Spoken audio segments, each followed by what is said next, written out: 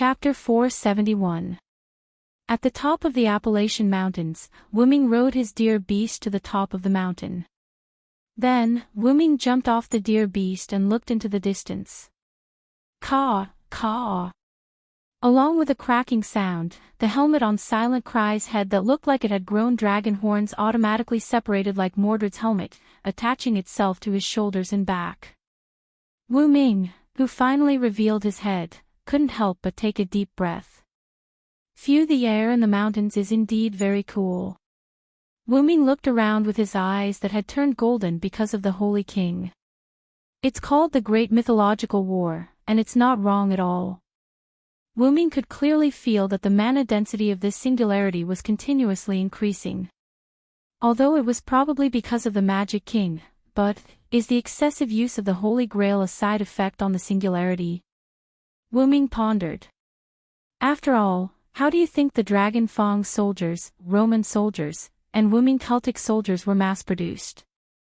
Even Maeve wouldn't be able to summon enough soldiers to occupy half of America in a short period of time without using the Holy Grail. It was probably the same for the Dragon Fang and Roman soldiers.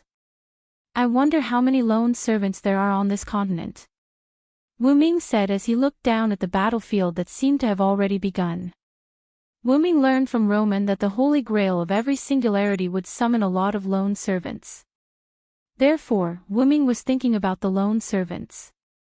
If we can rope him in, he will be of great help to Tachika.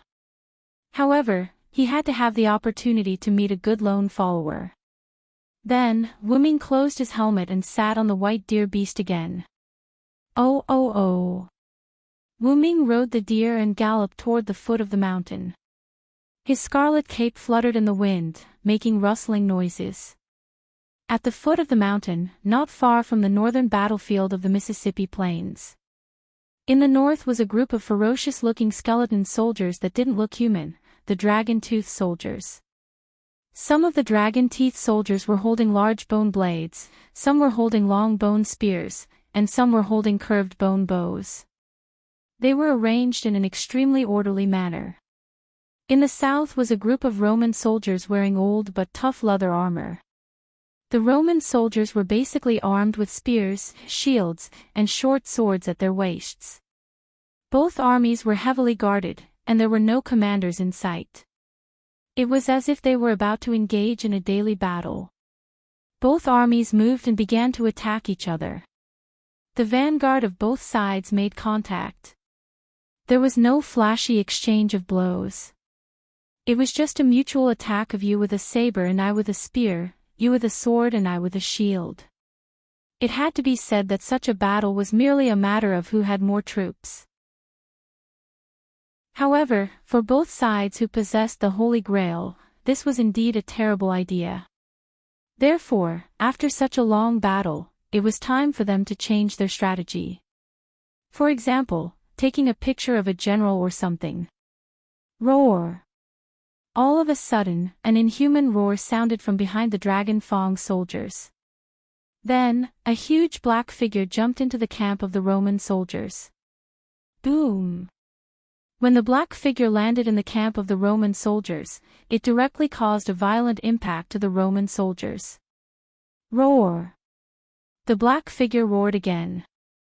It was holding a strange stone axe. It was a 2.5-meter-tall figure. Its whole body was naked, and only the lower half of its body was wearing a tattered combat uniform. Its naked body had a healthy dark complexion. Its muscles were bound, and its wrists and ankles were shackled. His eyes were filled with madness. Without a doubt, this was a berserker. If Wuming was here, he would definitely be surprised. This was the berserker that they met in Winterwood City. His real name was Hercules. Hercules was constantly waving his axe and sword as he began to massacre the Roman soldiers. It had to be said that a berserker was indeed a berserker. His destructive power was not to be underestimated. In just a few minutes, more than half of the Roman soldiers were killed or injured. However, since the Dragon Fang soldiers had already sent a general, the Roman soldiers had no choice but to send a general as well. Ah!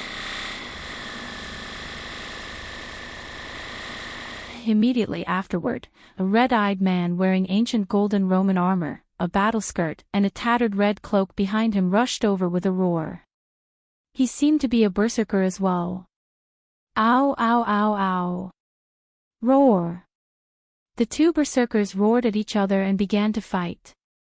The Greek berserker swung his huge axe and sword and attacked the Roman berserker. On the other hand, the Roman berserker was not afraid of pain. He carried his axe and sword and attacked the Greek berserker.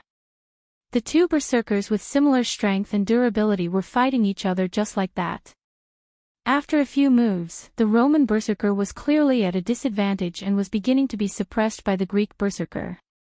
There was no doubt that if there were no reinforcements or something special happened, Rome's berserker would definitely die. Ow, ow, ow, ow. The Roman berserker roared unwillingly. Suddenly, a ray of moonlight appeared in the sky and shone around the Roman berserker. That was the Roman berserker's noble phantasm. It could cause mental damage to the enemies in the surrounding area. Roar. It could only be said that Hercules was indeed worthy of his name. Even if he had gone berserk, it could be said that because he had gone berserk, the enemy's noble phantasm had no effect on him. However, the surrounding Roman soldiers and Dragon Fang soldiers could not. Aw, aw, aw, aw, aw. The Roman soldiers began to go berserk. Kada, kada, kada. The Dragon Fang soldiers also went berserk. Then, the Roman soldiers and Dragon Fang soldiers who were affected by the Roman berserker's noble phantasm began to attack Hercules crazily. Roar. Ants could even kill an elephant. However, to Hercules, these soldiers and Dragon Fang soldiers were not ants.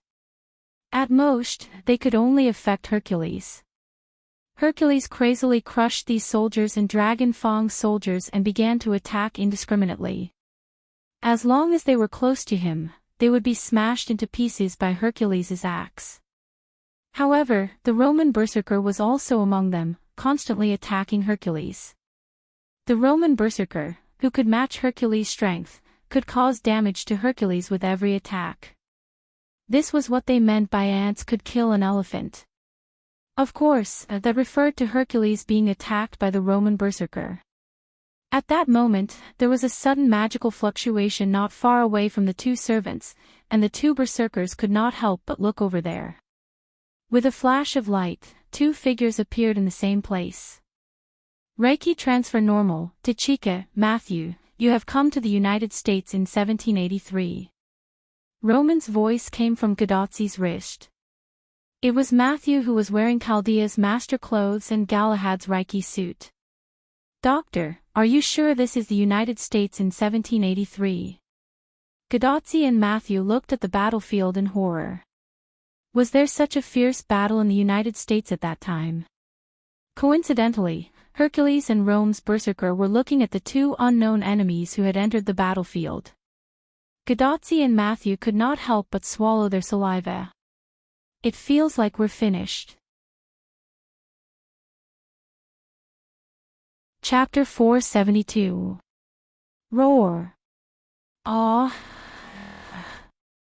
Hercules and Rome's berserker roared in unison, as if they were extremely angry at their former enemy who had suddenly entered the battlefield. It's over. That's Hercules and Caligula. Gadotzi shouted in a panic. They were the enemies that Gadotzi and Matthew encountered at the second and third singularities. As if they also had an impression of Gadotzi and Matthew, Hercules and Caligula roared and ran towards the two. Senior, please step back. Matthew raised his shield and stood in front of Gadotzi. Hercules raised his axe and sword and smashed it down at Matthew. Clang! The sword and axe collided with the holy shield, producing an ear-piercing sound. Ha!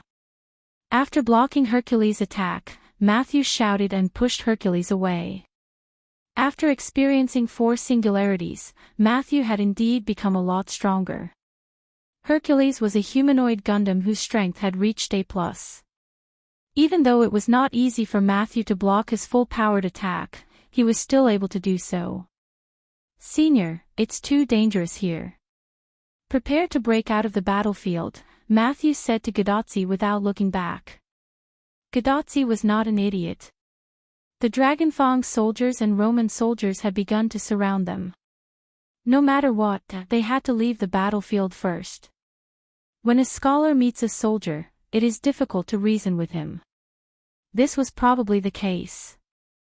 No matter which side it was, there was no way to communicate with them at the moment, so it was best to leave now. "Ah."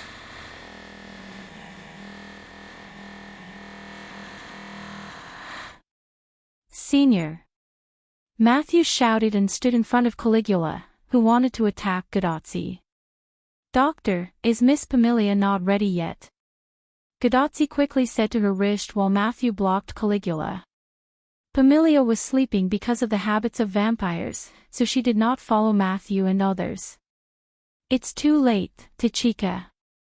Although it's a bit irresponsible to say this now, we can only rely on you and Matthew now."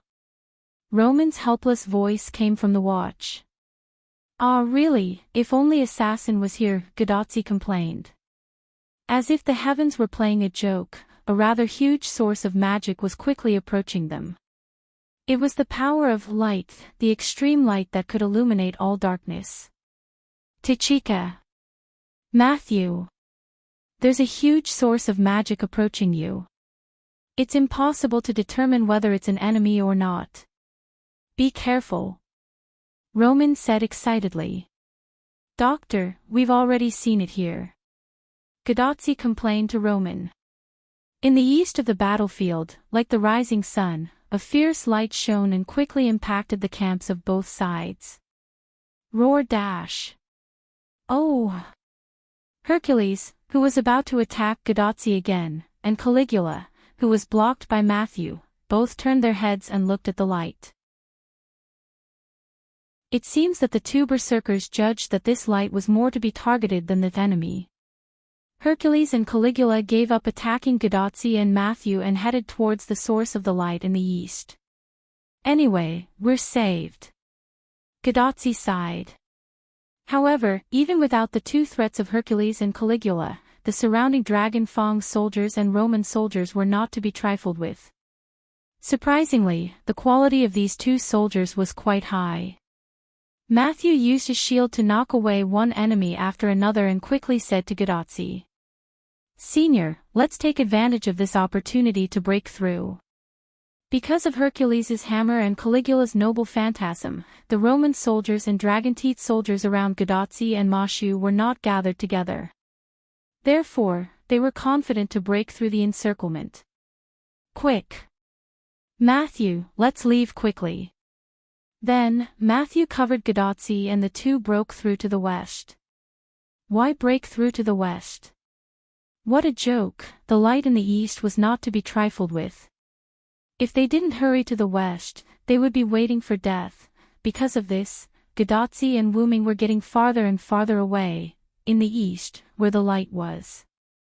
Silent Wonder held the holy white spear in his hand and destroyed the Roman soldiers and Dragonfang soldiers that were rushing forward as if he was unparalleled. With this level of soldiers, the enemy must have used the Holy Grail, Wuming said while mowing the grass. Although Wuming was mowing the grass, the strength of these Roman soldiers and Dragonfang soldiers was already very high. Wuming had also encountered Dragonfang soldiers, but compared to these Dragonfang soldiers, those Dragonfang soldiers were simply broken bones. Naturally, the Roman soldiers who were comparable to the Dragonfangs were also extremely strong. Simply put, the original green monsters with good quality had become orange monsters with epic quality. In any case, they are just mass-produced soldiers. Not to mention the Dragonfang soldiers, the Roman soldiers were exactly the same. And there was no fear in them. There was no doubt that they were summoned using the Holy Grail. It was the same as Wuming's Celtic soldiers. It's about time. Using normal attacks to clear the monsters was too slow, so Wuming prepared to use a skill. Silent Wonder swept away all the enemies around him. Then, he pointed the holy lance Yggdrasil downwards and stabbed it into the ground. "Feel the radiance of the Holy King," Wuming said as he injected magic into the holy spear. Boom!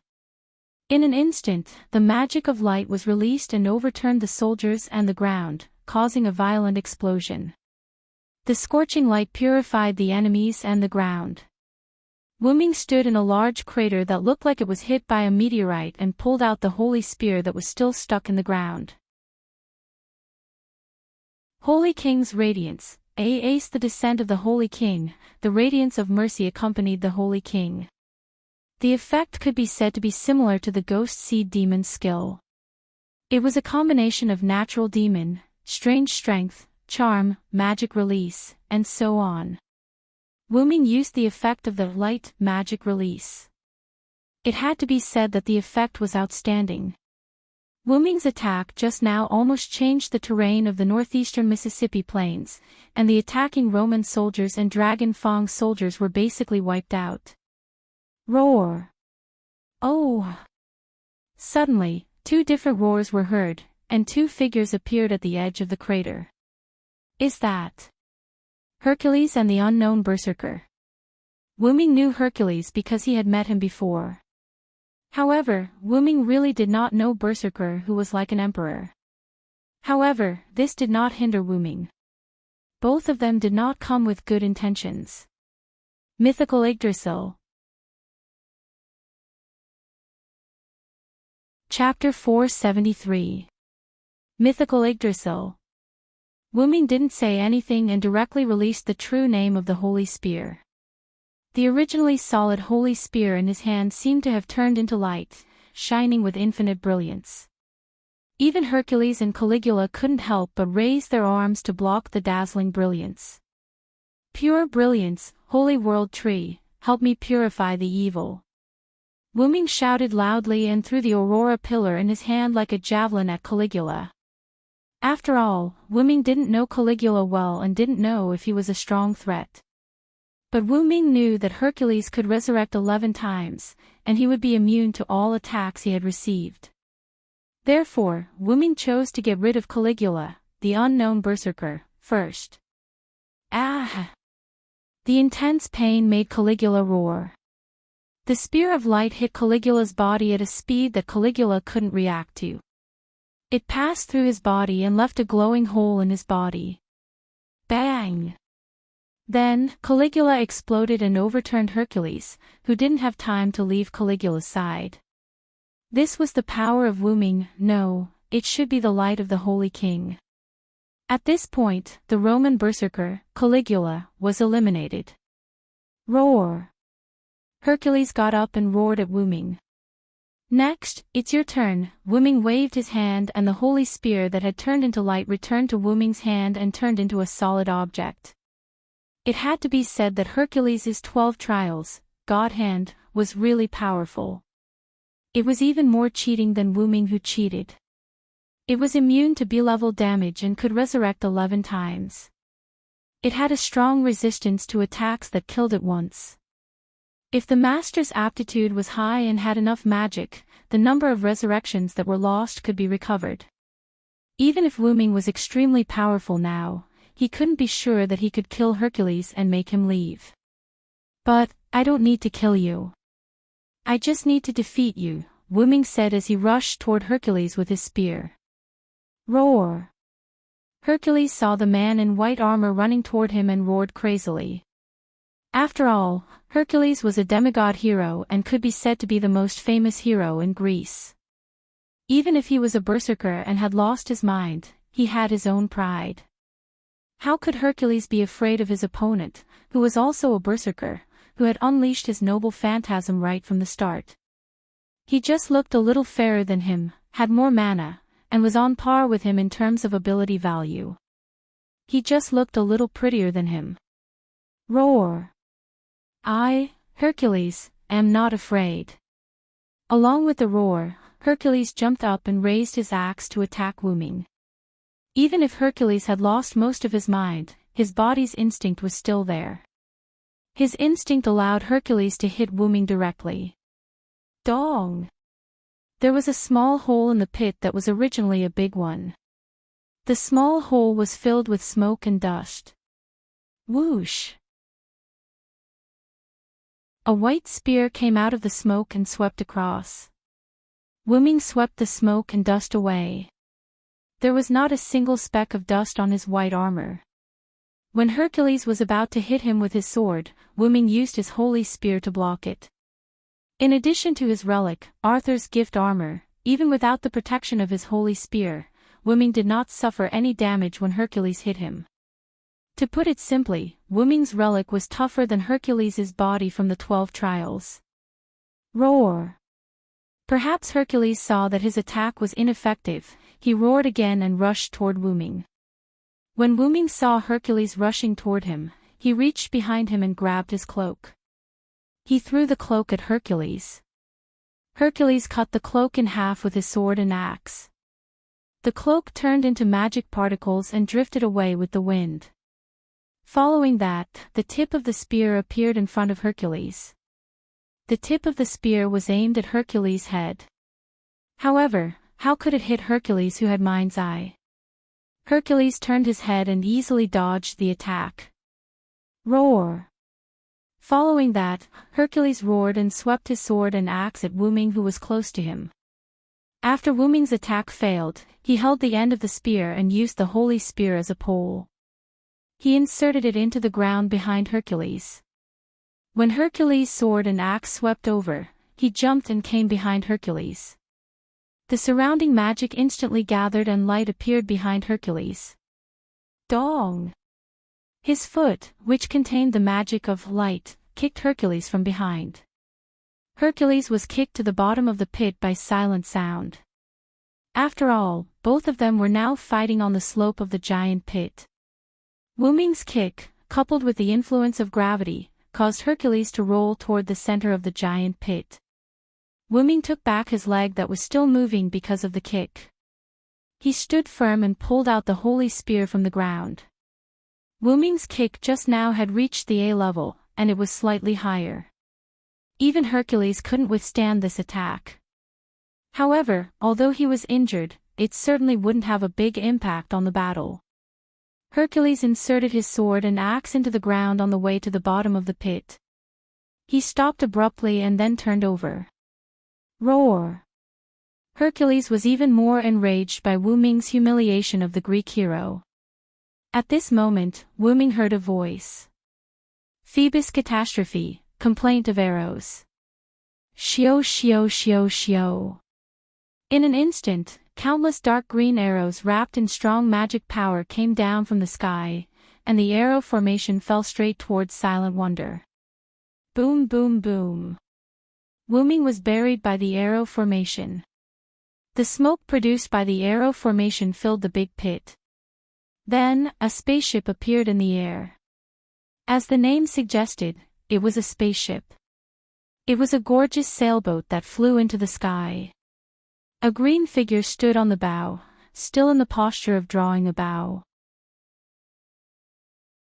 After seeing her noble phantasm hit Wuming, Atlanta spoke. Come back, Hercules, Atlantis said to Hercules in a steady tone that was neither commanding nor pleading. Roar! Although Hercules did not listen to the words of the Greek Holy Grail holder when he was summoned, Hercules would still listen to Atlanta a little. Immediately, Hercules jumped onto the spaceship. Then, Atlanta looked at the place where the smoke was gradually dissipating. Although Atlanta's noble phantasm was a B-level, for Wuming who could even block Hercules' attack, each arrow alone could not threaten him at all. Even if Atlanta deliberately concentrated the arrows, it was estimated that it would not cause any harm to Wuming. This was indeed the case. When the smoke was completely dispersed, Wuming's spotless figure was still standing in the big pit that was almost destroyed. Such a familiar noble phantasm, I guessed it must be you, Wuming said lightly. Chapter 474. Although Wuming's voice was not loud, Atlanta, who had a particularly good hearing, still heard it. I don't know you, Celtic hero. Atlanta held the heavenly bow blessed by Artemis and aimed at Wuming again. Although Atlanta kept saying that she didn't know Wuming, Wuming remembered Atlanta, and there was a reason why Atlanta didn't know Wuming. Servants were the avatars of heroic spirits, and each avatar was different. To put it simply, the main body was divided into many avatars, and what you know is just one of the avatars. Therefore, if you thought that you had met a servant in the Holy Grail War, you would be wrong to think that he or she knew you and befriended you when you saw him or her in other places. In the next second, he or she is likely to kill you because he or she is not the first avatar that you know. He or she may be the second avatar, the third avatar, or even the infinite avatar. Therefore, the current Atlanta was probably not the Atlanta of the 14 Horsemen, but there was another possibility. Wuming was now fully armed, and his face was covered. Atlanta may have said that she didn't know him because she couldn't see Wuming's face. In any case, even if Atlanta knew Wuming, the two of them among the 14 Horsemen were opponents. In addition, Wuming hadn't figured out the situation of the spaceship yet.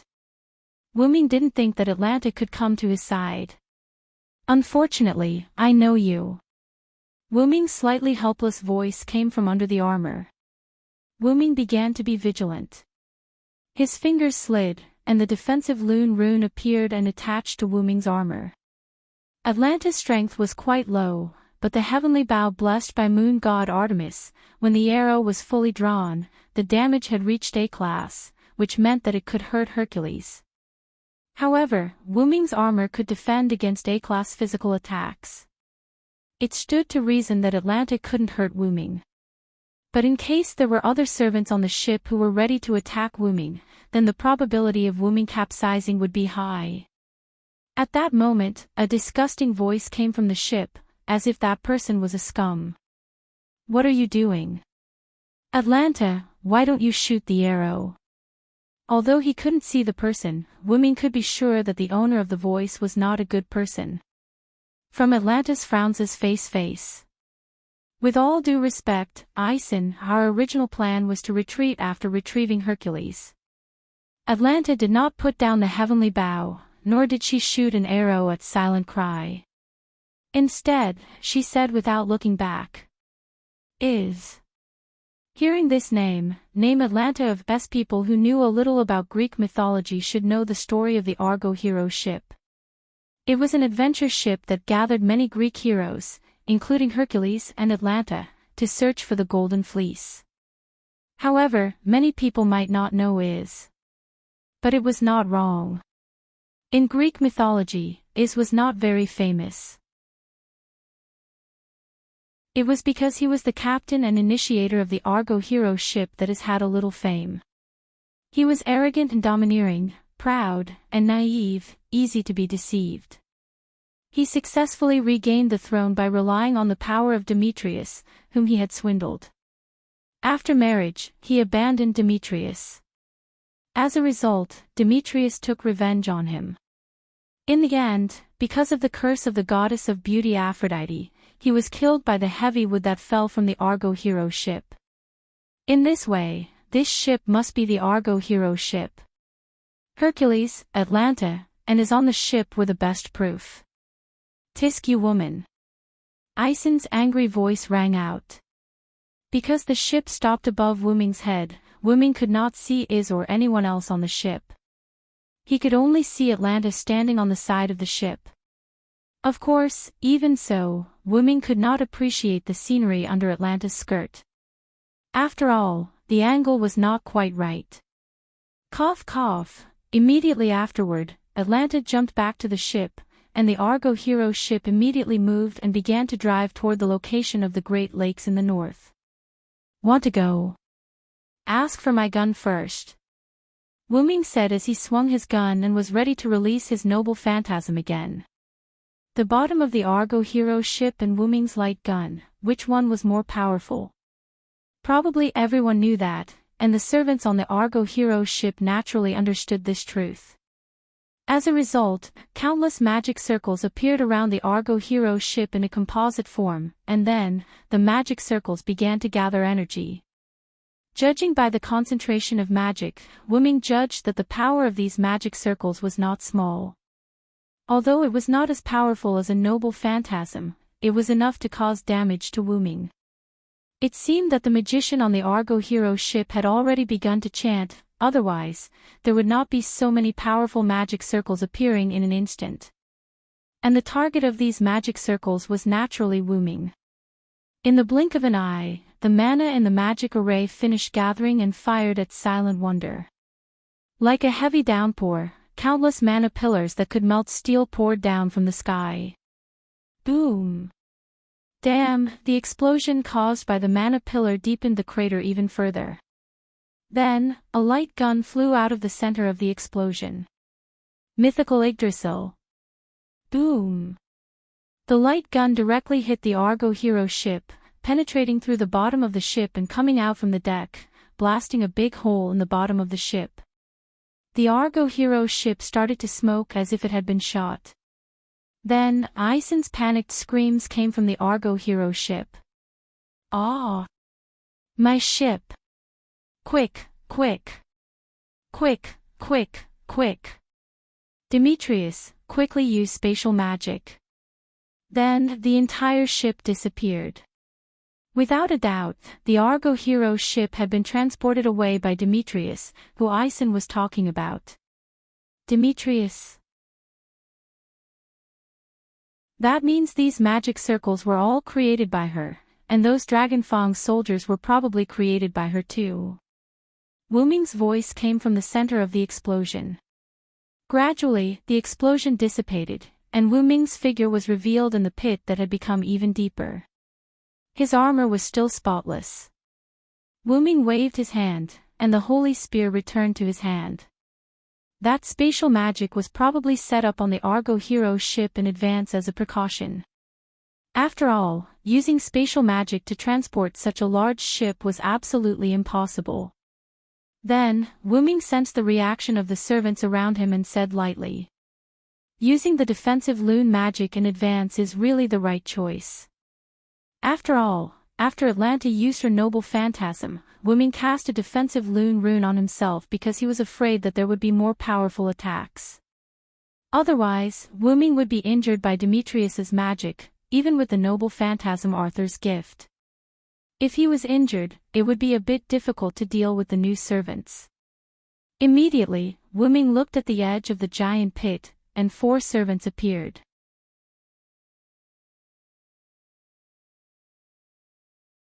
Chapter 475. What a spectacular scene, a fat man dressed in red and yellow said leisurely, just like an emperor. Caesar Sama, I just received a message from the god ancestor, Caligula has left the battlefield.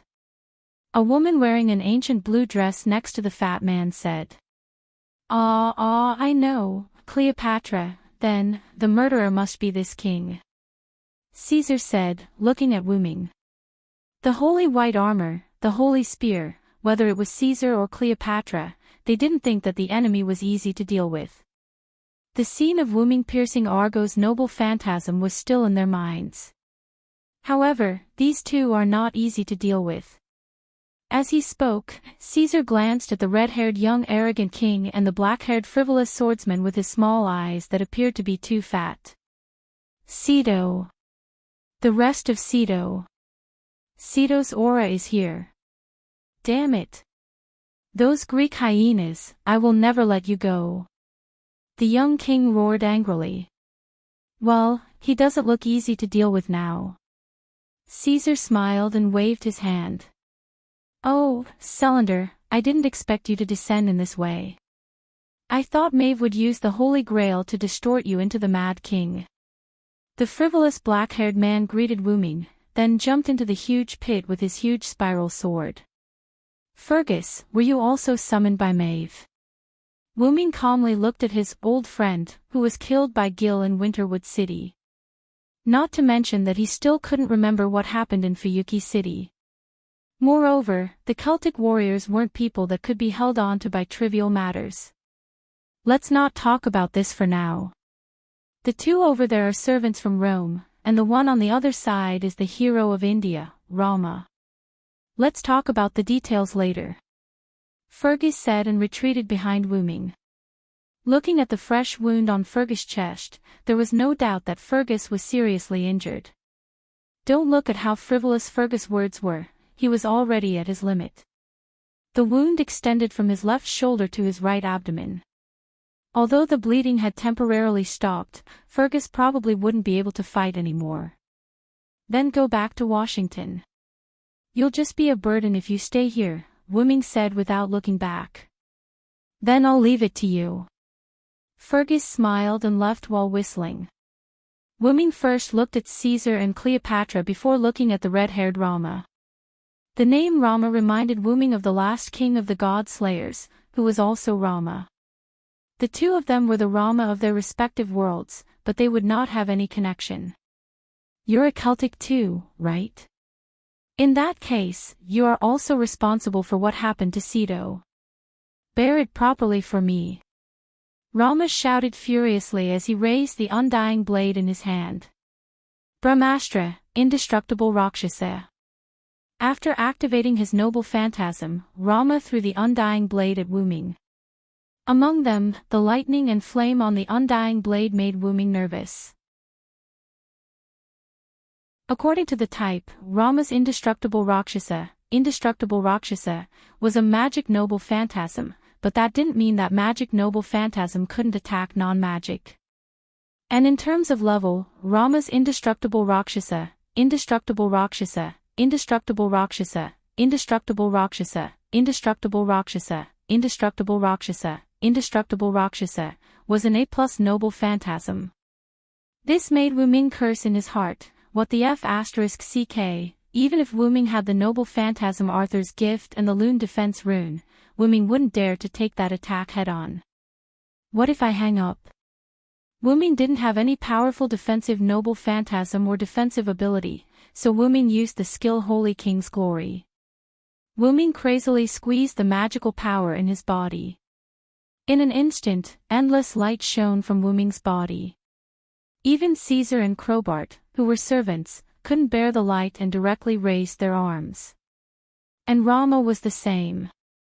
Of course, Wuming didn't intend to use this skill to resist, but to use magical power to release it. The legend of the Holy King, Holy King.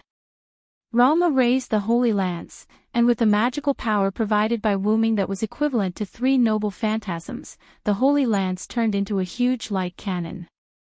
Then, Wuming threw it heavily. Boom! Rumble! When the indestructible blade came into contact with the light cannon, there was silence at first. Then, there was an explosion. The aftermath of the explosion was comparable to that of a nuclear bomb. Caesar, Cleopatra, and Rama were blown away. Even Fergus, who had just walked a short distance away, was affected. However, even though Fergus had walked a long distance away from the big pit, he was still affected by the explosion. It was enough to see the power of Wuming's noble phantasm. Fergus inserted the neon sword deep into the ground, and held the hilt with difficulty to prevent it from being blown away. After about 10 seconds, the storm stopped. Well, Cylinder is too reckless. Even if he has a lot of magical power, he can't do whatever he wants. Although he complained, Fergus had a smile on his face. After all, the Celtics were considered a fighting race. Fergus looked at the area behind him, as if it was swallowed by the explosion. The whole big pit could no longer be seen because it was all white. Well, I'm injured, I'll let him do it himself. After that, Fergus carried his spiral sword and walked toward Washington. After a long time, the white substance dissipated, and a barren plain was revealed under the sky. Why was it a plain? Because the explosion directly dug out a piece of the area. In short, it was actually a flat basin. That was the trump card of a servant, the power of a noble phantasm, which was powerful enough to change the terrain. Of course, to be able to turn the surrounding hundreds of hectares of plain into a basin was not something that could be done casually by a servant. At least, Fergus could not do it. At most, he could only scorch the land in front of him that was tens of thousands of meters long and thousands of meters wide. At that moment, a white hand suddenly stretched out from the ground of the basin. Taking a closer look, it was not a white hand. It was obviously a white gauntlet with a white gauntlet. Wuming climbed out of the ground. The white armor was slightly dim at the moment. Wuming supported his body with the holy lance and looked around. This holy king's body is a bit scary. I just used 3 times more mana to supply the noble phantasm, plus a super strong mana release, and the explosion was so amazing. While ordinary servants would be drained of their mana in an instant if they did that. Only Wu Ming, who had a special ability, dared to do that. Mana amplification, EX, the perfect attribute of the root dragon. No matter what class, the root dragon's mana was almost unlimited, and it was not affected by the class. Because of his almost limitless magic, coupled with his cheat code and Maeve's use of the Holy Grail, Silent Cry has really become able to do whatever he wants. Rama, Caesar, and the others, I'm afraid they would have been blown away. Because Wu Ming was in the center of the big pit, Wu Ming was buried underground. Rama and the others, who were at the edge of the big pit, were unlikely to be buried underground. It was very likely that they would have been blown away. Forget it, let's leave it at that for the time being. The information collection is almost done. After that, Wu Ming also began to move toward Washington. Good heavens, so the reason for this nuclear flattening was to gather intelligence.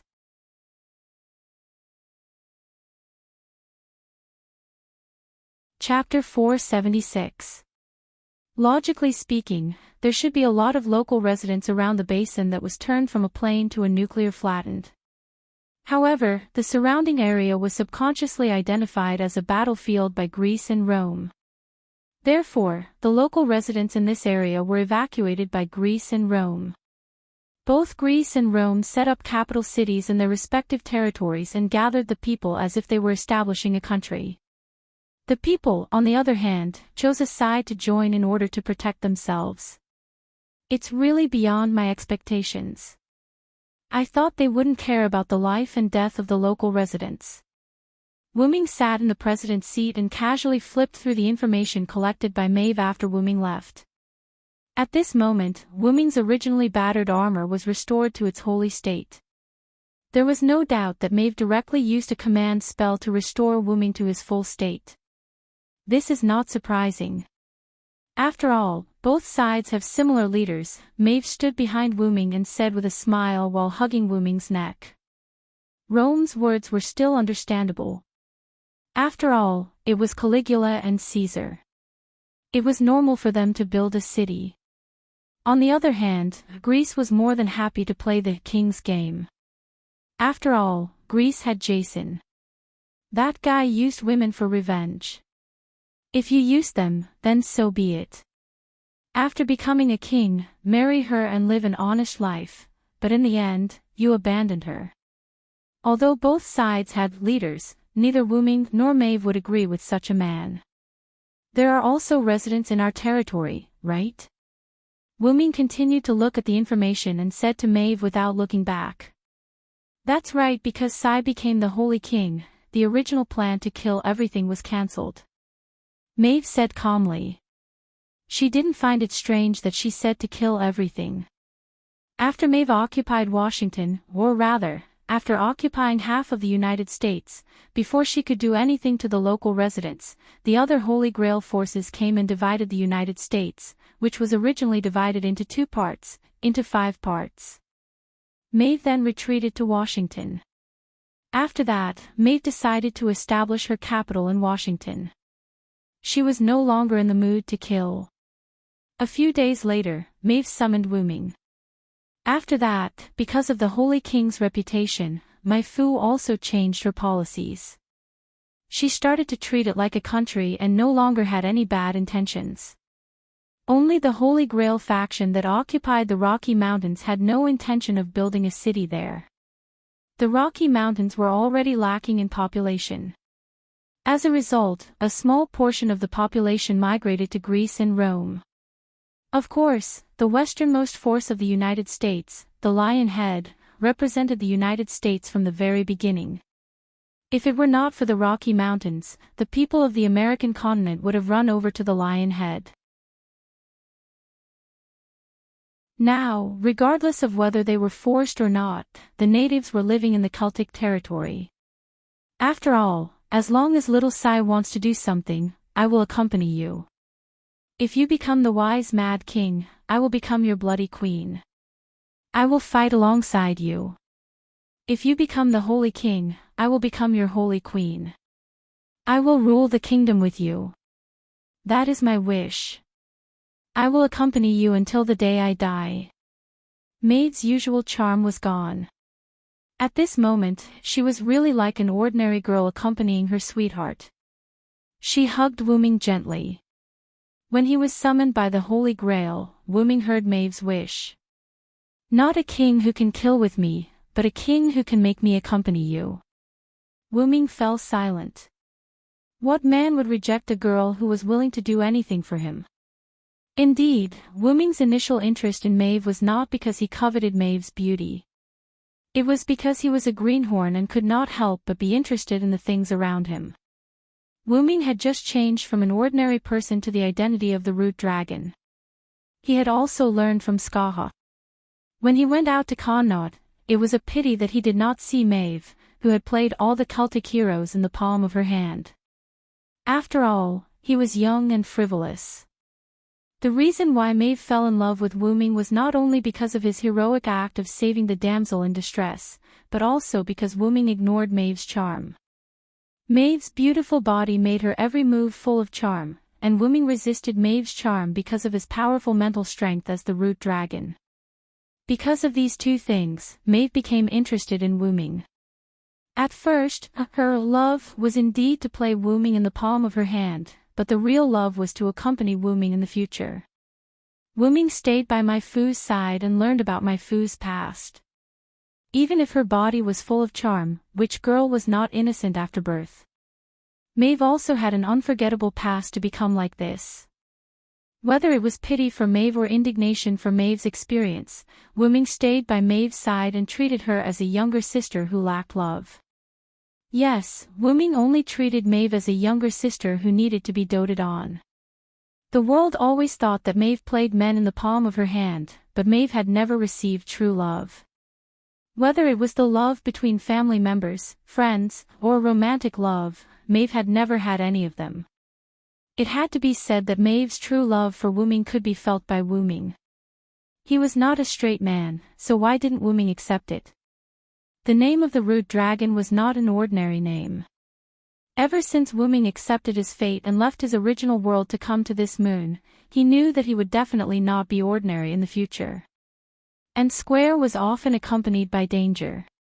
Before he obtained enough power to protect the people he wanted to protect, Wuming did not consider himself to be a burden. That's right, in the beginning, because Wuming did not activate the power of his bloodline, it was a little difficult for him to protect himself.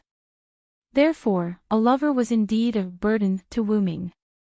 Wuming was able to leave the square world that he had lived in for more than 10 years without hesitation because he considered his own extraordinariness, because extraordinariness would also bring trouble. And now, facing such a Maeve, Wuming felt that he could already consider these things. Hey Maeve, after I'm done with my business, I'll take your original body to my house. How about that? Wuming said in a flat tone. While speaking, Wuming put down the information in his hand and leaned back, closer to Maeve. It's time to make some promises. After hearing Wuming's words, Maeve's body suddenly trembled. Although Wuming was wearing armor, Wuming could still feel the change in Maeve. Well, I'll wait for that day. No matter how long it takes, I'll wait for you on the seat of heroes, waiting for you to pick me up. Maeve hugged Wuming's arm tightly and said with a happy face. The sun shone in from the window, shining on the pure white couple and blessing them.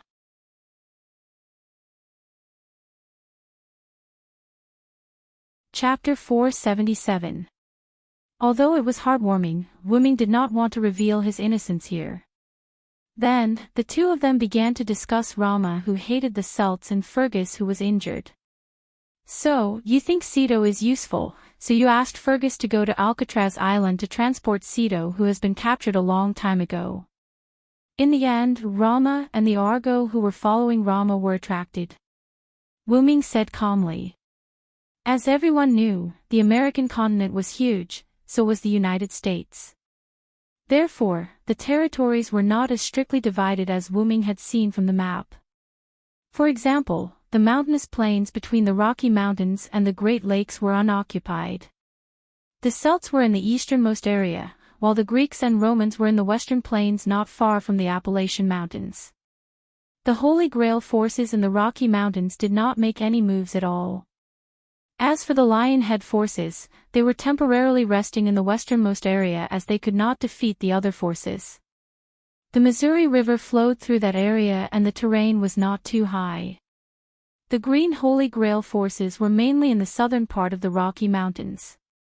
Therefore, that area was the largest unoccupied land. Many of the native residents had formed a rebel army. It was said that they were led by a single follower. That was why they could be active in this continent. If the territories were as strictly divided as Wu Ming had seen on the map, how could there be a rebel army? They would have been suppressed by these forces long ago. All in all, the westernmost Alcatraz Island belonged to the easternmost Celts. There was nothing wrong with that. Ahem. Let's not talk about that for now. According to Maeve, she was preparing to withdraw Beowulf, who was stationed in Alcatraz Island. Therefore, she sent Fergus to meet him. In the end, because Rama had a special skill that allowed him to sense Cedo, Rama intercepted Beowulf and Fergus halfway. For the sake of his beloved woman, the hero Rama sneaked up on Beowulf and threw out a noble relic. He almost killed Beowulf and severely injured him. Fortunately, Cedo was escorted by Wu Ming's soldiers at the back. Otherwise, Rama's noble relic could have killed Cedo. However, if Cedo was beside Beowulf and Fergus, Rama would not be able to throw out his noble artifact. Afterward, when Fergus and Roma were fighting, Cedo was taken away by the crew of the Argo led by Aeson. They also killed Beowulf while they were at it. Atlanta was more than enough to deal with a heavily injured Beowulf, not to mention that there was also the god-magician Demetrius. Then, Rama, who was enraged once again, used his spiritual base and used another relic to injure Fergus. He then began to chase after Argo. Although it was called an injury, Fergus was almost done for. Rama had overdrawn his spiritual base to release the relic. Perhaps, when Rama was fighting Wu Ming, he had also overdrawn his spiritual base to use the relic. As a lone servant, although Rama was summoned by the Holy Grail could only maintain Rama's current realm. It was impossible for it to provide unlimited mana. Almost all the other servants were the same. It seemed that only Wu Ming had a master, and that was Maeve. He couldn't see the command seal because Maeve was wearing a white silk glove that blocked the command seal. After that, Fergus needed to return to Washington, so he followed Rama on the way. When they passed through Rome's sphere of influence, Caesar and Cleopatra, who attracted attention, appeared. The two of them watched Rama chase after the Argo, and Fergus chased Rama. With the mentality of watching a good show and supporting Caligula, the two of them followed. As a result, the scene when Wu Ming saw the four servants gathered in the big pit appeared. However, unfortunately, Caligula had already been killed by Wu Ming, and the good show that they wanted to watch had turned into a bad one. If that's the case, Rama should be dying now. At present, they only knew that Rama had overdrawn his mana and spiritual base to release his noble artifact twice. Before that, they couldn't deny whether Rama had overdrawn his mana or not. Coupled with the constant running in this huge American continent, he had consumed a lot of mana. Not to mention, my noble artifact and Rama's noble artifact exploded. The explosion wasn't far from Rama, so he must have been affected. Wu Ming was only affected by the explosion, but the armor on his body was dimmed, and he still needed Maeve to use a command seal to restore it. Rama, who had no armor, overdrawn his mana, and unstable spiritual base, was even worse. Maybe he has already left. If that's the case, my plan to unify the continent will be one step closer. After all, if Wu Ming wanted to unify the American continent, Wu Ming, who had become enemies with Rama, would definitely be troubled by Rama, the great hero of India. Wu Ming's people had kidnapped Rama's wife. Now that Wu Ming had accepted the identity of the Celtic king, he had to shoulder this responsibility. Yeah, the hatred of stealing my wife is irreconcilable. I have to unify the continent as soon as possible, Wu Ming said in a serious tone. Wu Ming and Maeve had already planned it out. Wu Ming's goal was to restore the singularity, so he had to collect the Holy Grail of the singularity. There were a total of 4 Holy Grails: the Celtic king, the Greek king, the Roman king, and the Holy Grail king who was still unknown. Wu Ming, who was the Celtic king, could be said to have one less enemy. After all, Maeve, who had the Holy Grail, was one of his people. Therefore, he had to deal with the other forces. Of course, Lionhead's native force in the United States did not have the Holy Grail, so he did not have to categorize it as an enemy for the time being. Therefore, Wu Ming set a small goal for himself, which was to unify the United States, collect the Holy Grail, and complete the restoration of humanity. However, Lionhead can also work with him. After all, both of them have the same goal, Wu Ming analyzed. Lionhead's goal must be to restore the United States, and Wu Ming's goal was to collect the Holy Grail, so he needed to unify the country. In that case, the two sides could work together. But before the other 3 forces came to this singularity, we and Lionhead were mortal enemies. I'm afraid it's not that easy to bury the hatchet, Maeve said. That's right, mortal enemies would not easily unite just because of an additional enemy. It was not that easy. That's true, Wu Ming said in a deep voice. Then, Wu Ming thought of Gadotsi. I don't know if Tachika and the others came to this singularity. If they had the help of Chaldea's master, it would be a great help to collect the Holy Grail. After all, the reason why those followers were alone was because they were summoned by the Holy Grail. They helped Chaldea's master to take back the source of the singularity. After all, the singularity was caused by the followers with their own private wishes, so it was impossible to talk about it. By the way, in Celtic, besides you, me, Fergus, and Beowulf, are there any other followers? Wu Ming suddenly said to Maeve.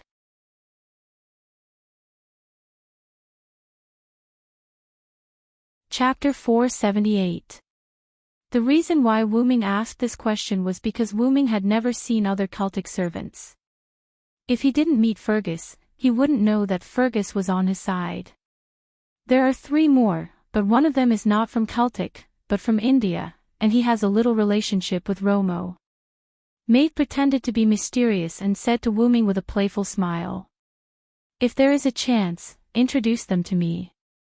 Wu Ming chuckled and said lightly. Wu Ming's meaning was obvious, he was going out again. Are you going out again? Really, can't you spend more time with me? Maeve said coquettishly, her body began to produce charm again. Maeve naturally knew that charm was ineffective on Wu Ming, but it was her body's natural ability, and it was released involuntarily.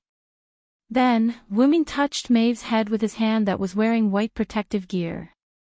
Although I have become a king, after all, I have no interest in it, so I will leave it to you, my queen.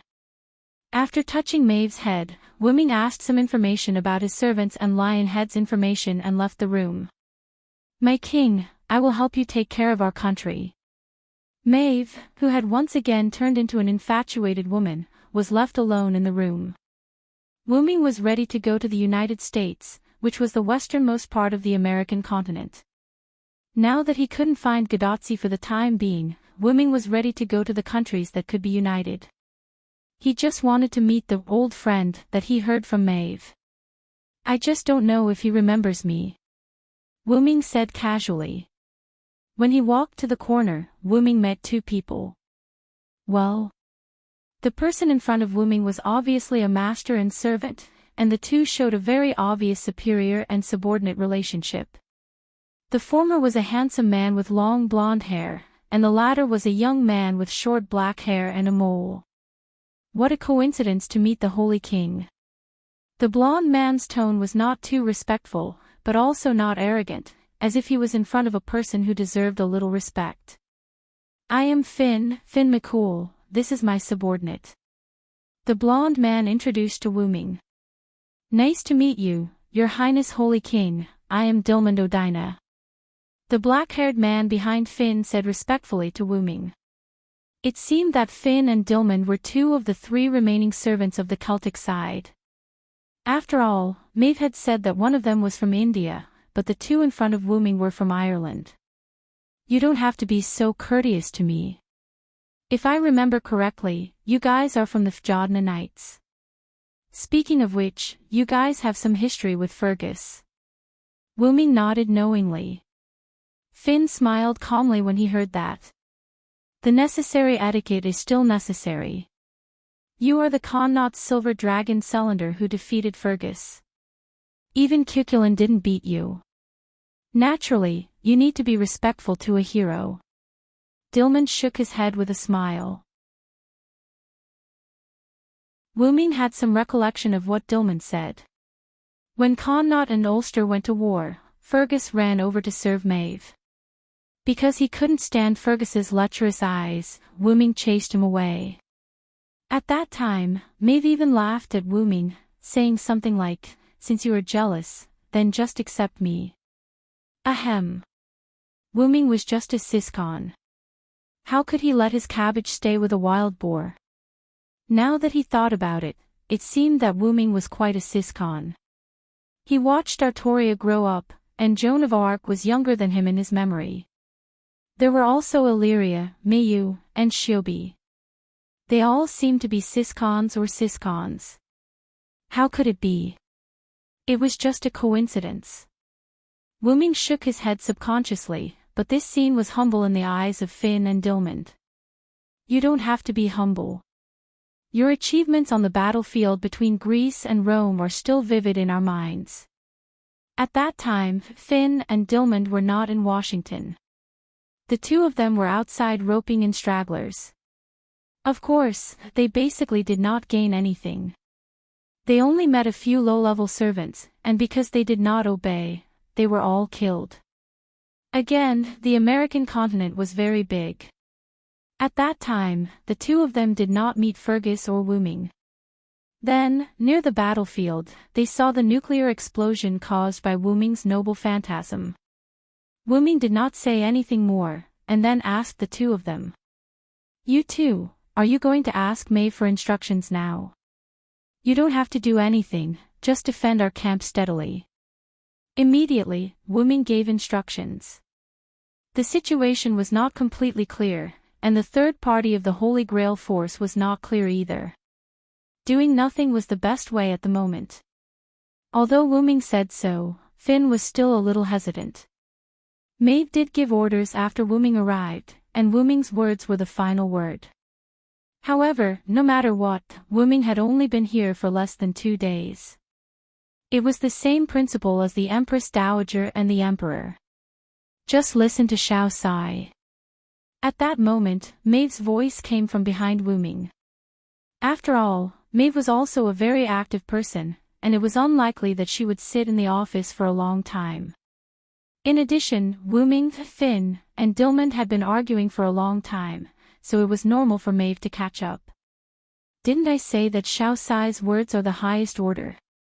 You may leave, Maeve said casually to Finn and Dilmund. Understood. Let's go, Dilmund. Finn nodded and waved at Dilmund. Yes. Dilmund responded and followed Finn out of the place. At that moment, Wuming's heart was in turmoil. Sure enough, the servants are not obedient. Whether it was from Finn's attitude or the conversation with Wuming, it could be seen that he did not put himself in the position of a subject. He was just obeying Maeve's orders. Wuming believed that if it were not for the Holy Grail, Finn and Dilmund would probably have left here and set up their own house. After all, they were summoned by Maeve with the Holy Grail, and Maeve also had a slight suppressive power over them. Is it okay? Wu-Ming asked Maeve with concern.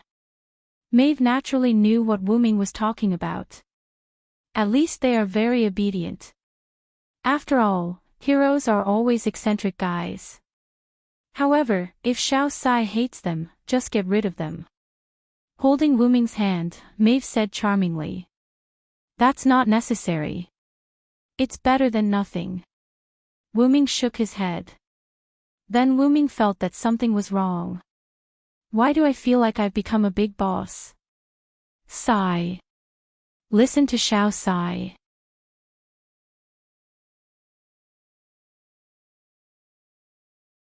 Chapter 479. Night, Missouri River Basin.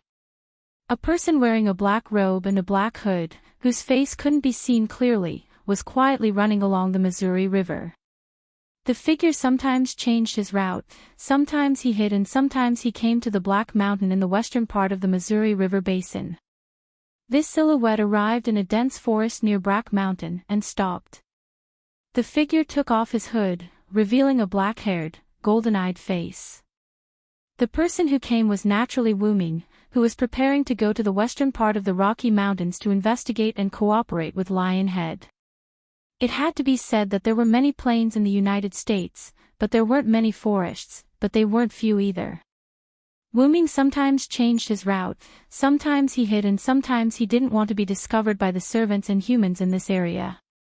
At night, the people in the American continent were active, whether they were servants or humans. And this Missouri River Basin was a place that was not occupied by the Holy Grail forces. In this way, whether it was the followers, the native residents, or the rebels, they were like fish in water in this place. The unknown Holy Grail forces in the Rocky Mountains did not move, and Greece and Rome were fighting fiercely. Lionhead and Maeve were in the westernmost and easternmost part of the continent. In this way, no one had time to care about this place. Naturally, it became a place where many followers and a large number of human residents resisted. And this place, in Wu-Ming's view, could be said to be the safest passage from the east to the west. Like a lone assassin, Wu-Ming quietly came here. By the way, the meaning of being alone was not only superficial, but it also had another meaning. A lone follower actually referred to a follower that was not a force. After all, not all non-force followers were really alone, like Wu-Ming.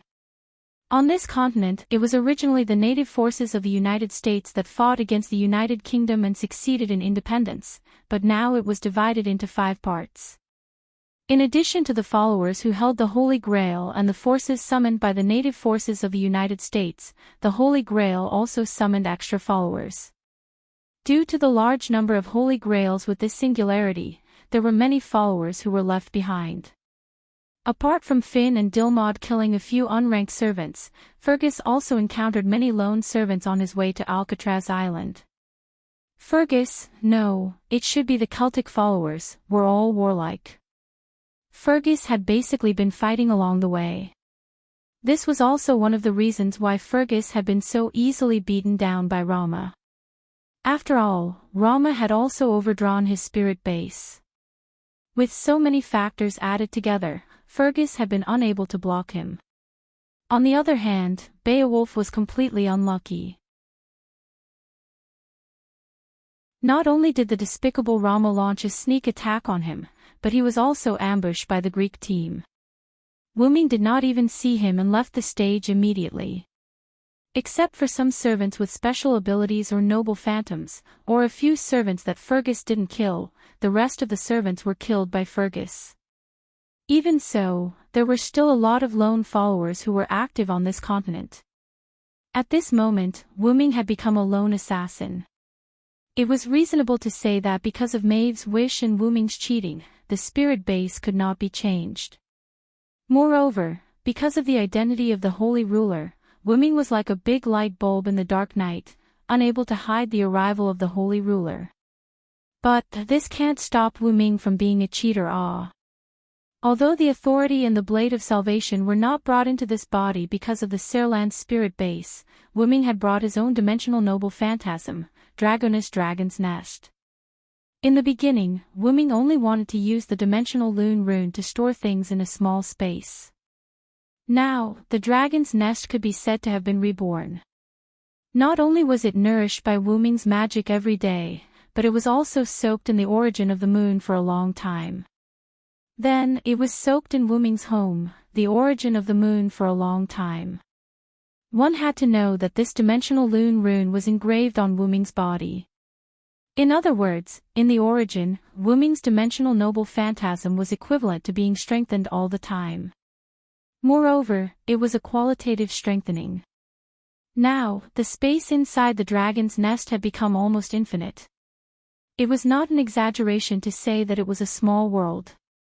Although it was still used by Wuming to store things, however, it was just as well. Wuming was a collecting maniac. Everything that caught his eye was kept in the dragon's nest.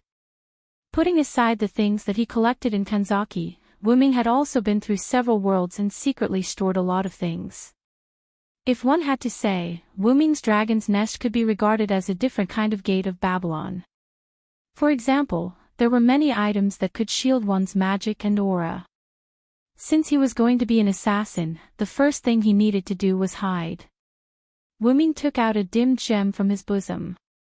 It was a tool used for assassination. It could shield one's aura, but it was no longer effective. This thing seems to be from the Yggdrasil, world tree. It's surprisingly useful. Forget it, who cares? Wuming casually crushed the dim gem. With a thought, the space fluctuated and golden ripples appeared. Then, Wuming took out a metal ball from the golden ripples. It was the metal ball that Shiobi had fused with half of her core. I kind of missed that little girl. Wuming was naturally referring to his younger sister, Shiobi. In Wuming's opinion, Shiobi, who had just obtained human emotions, was like a child. Although her brain was more genius than a genius, Shiobi was a parsing machine after all. Then, Wuming pressed the metal ball against his body without hesitation. In an instant, the metal ball seemed to have turned into liquid and integrated into Wuming's clothes. At that moment, Wuming had already taken off his armor and put on the clothes from the other world with the divine soul seed. This was the first time Wuming had taken off his armor in this singularity. He was inexplicably excited. Cough, cough, is this the formation of an inner armor? Wuming could clearly feel that there was a layer of metal armor covering his assassin-style clothes. However, it was not completely covered. Wuming could feel it. Now that I think about it, the Kikai race is really a cheating race. In various senses, as he said that, a metal mask appeared on Wuming's face. Only the area where the eyes were was left with a rectangular gap with a rectangular black lens. Then, several particularly strange small magic circles unfolded around Wuming, setting off a small gust of wind. In an instant, the wind stopped, and the magic circles disappeared. That's it.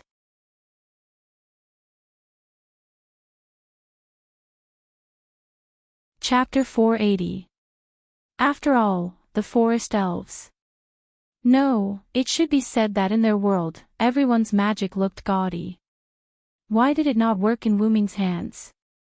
Forget it, as long as it works. Through the data on the black lens, Wuming could check his own status. Although the lens looked black from the outside, Wuming saw it as transparent. Not only that, the night was now like day in Wuming's eyes. At that moment, the lens display showed a map of Wuming's surroundings. On the map, places with energy were blue, and places without energy were white. After all, the Kikai elves did not use magic, so no matter what kind of unknown energy it was, as long as it was energy, it would be marked. Magic was blue. Looking at his white body, Wuming was a little confused. Others in this world shouldn't be able to see the forest elves' magic, right? That's right. Wuming used the Kikai elves' characteristics to cast the forest elves' magic that was copied into the metal ball. Giliel had gotten Wuming many books about forest elves' magic. Wuming did not ask where they came from, and stored those magic in the core and the root. Because there was no need to learn it anymore, just like Wuming's nameless spellbook. Although Wuming used to flip through it often, he realized that it was faster to use the spellbook automatically than to cast it himself, so Wuming gave up. Ahem, back to the main topic. Although it was reasonable to say that the Kikai elves could only copy an attack that had been seen or damaged once, when he was in the root, Wuming had slightly modified the core, making the core sublimate from its original foundation. In short, it would not have any bad effects on Shiobi. So, am I back to my old profession? Although Wuming was not strong when he was an assassin, Wuming quite liked it. After moving his body, Wuming felt incomparably comfortable. After all, it was still comfortable in the state where his aura was blocked. No matter how sneaky he was, it was as if he was in the open. At this moment, Wuming discovered that there were energy bodies approaching from the surroundings. Servant. He doesn't look like a passerby. With that thought in mind, Wuming activated the camouflage function and disappeared. Just as Wuming hid himself, a man with dark brown skin, half-naked upper body, and a small knife in his hand arrived. After vigilantly observing the surrounding situation and inspecting the place, the man quickly left. Servants that were attracted by the whirlwind just now. Wuming revealed himself and muttered to himself. Wuming could tell that the other party was a servant by the speed of a Class B when he left. What's more, the other party's body was also filled with a lot of magical power. Wuming could see clearly through the lens that the magic power in the other party's body was slightly dark blue. At the very least, the other party's magic attribute should be at Class B. It's rare that he is a caster. Wuming thought. It seems that I have to be careful. When he activated the core, Wuming caused a small whirlwind. A whirlwind appeared in the woods at night, which naturally attracted the other party's attention. As a caster, Wuming's assassin at the moment was not a good match. Assassins in the dark were most afraid of those fancy magicians. The other party should not have found me. After all, who knows what magic caster will use? If the other party's magic is quite powerful, then Wuming will be exposed. Later, Wuming looked at the place where the other party checked. Sure enough, there were some mysterious inscriptions that Wuming did not know. Is it a curse on this continent? Wuming pondered and activated the scanning device in the core of Ji Kai Seed. Immediately, the result appeared on the lens in front of Wuming's eyes. Sure enough, that guy turned out to be a caster, magician. Looking at him sneakily holding a knife, anyone who saw him would think that he was an assassin. If it weren't for the scanning information provided by the lens, Wuming wouldn't have seen that there was a lot of magical power in the other party's body. If the servants were close to each other, they could perceive each other, but they couldn't perceive how much magical power the other party had unless the other party continued to release magical power. Just like Wuming's skill Holy King's Glory, Wuming used magical power to release magical power. In the eyes of others, it was an incomparably huge source of magical power. Often, the existence of powerful magical power was not something to be trifled with. To put it simply, it was like tigers and lions roaring in nature to tell others that they were not to be trifled with. According to the scanning results, these inscriptions played a role in detection. As long as someone passed by this place, it would be triggered. Fortunately, although Wuming was present, the shielding magic of the forest elves had been working. I don't care, destroying these inscriptions will arouse the other party's suspicion. After that, Wuming continued to move toward the west. On the way, Wuming also saved the map of the American continent in the core, and a virtual live map appeared in front of Wuming. Wuming looked at the map. There is a town called Riverton at the foot of the Rocky Mountains. After Riverton, we will reach the Rocky Mountains. Immediately afterward, Wuming put away the virtual map, pulled his collar, and continued to move forward. Almost a few minutes later, Wu Ming came to a place some distance away from Riverton. Looking at the sparsely lit small town in front of him, Wu Ming paused. He felt the presence of servants in the town in front of him, but the specific number was unknown. Immediately afterward, he activated the scanning function of the armor again. Sure enough, Wu Ming found a clue. Anti-detection and defense magic. Wu Ming found through the scan that there was a lot of magic around the town, and it looked like a Greek-style magic. After all, Wu Ming had a lot of dealings with Greek servants, so he could still see it. However, the anti-detection magic doesn't work on the scanning of the Kikai. Immediately afterward, Wu Ming activated the long-range scan to detect the number of servants on the opposite side. Although the Kikai was called a magical creature, they were more like high-tech machines. Wu Ming's scan was completely like an infrared scanner. Because the other party didn't set up a visual obstruction magic, Wu Ming's scan was easily successful. Just like Assassin, Jack the Ripper's information erased, it didn't work on the camera. So, long live science greater than over equal to later, through the scan, Wu Ming learned the number of servants in that town. Wu Ming, who knew the result, was really shocked, if Ji Kai's scan was not wrong. There are more than 10 servants. Wu Ming was a little surprised. Through the lens, Wu Ming knew that there were more than 10 servants, which really shocked Wu Ming. What are these servants doing here? What's the big plan? Wu Ming's heart was filled with doubts. At that moment, an invisible arrow shot at Wu Ming.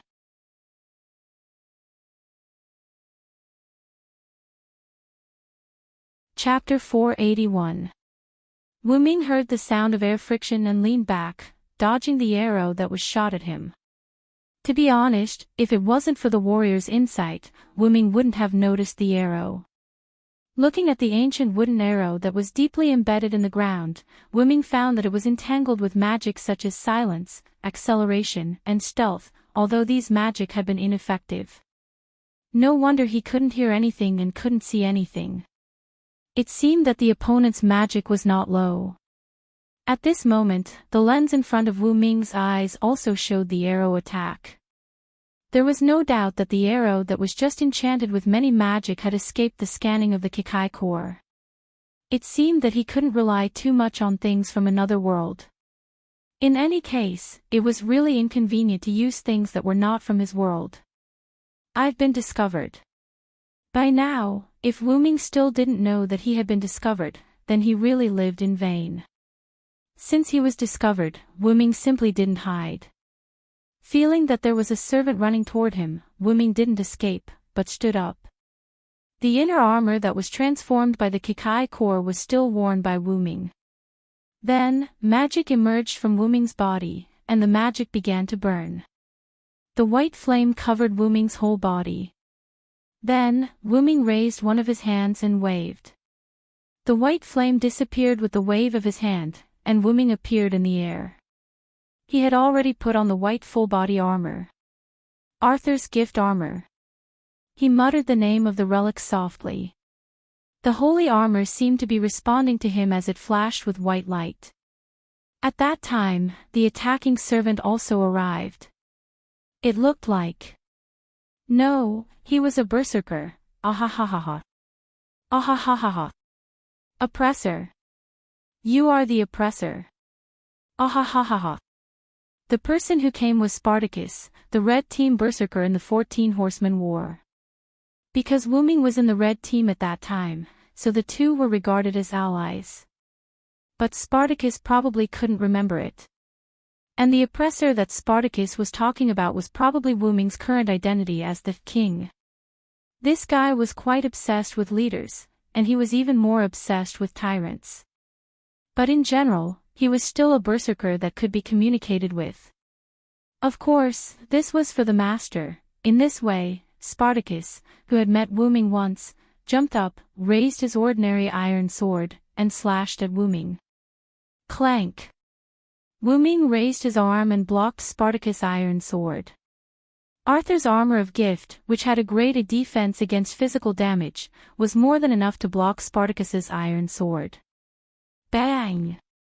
Immediately after, with the sound of steel colliding, Wu Ming used his hand to block Spartacus's iron sword and pushed him away. Spartacus took a few steps back, stopped, and laughed excitedly. Ahahaha.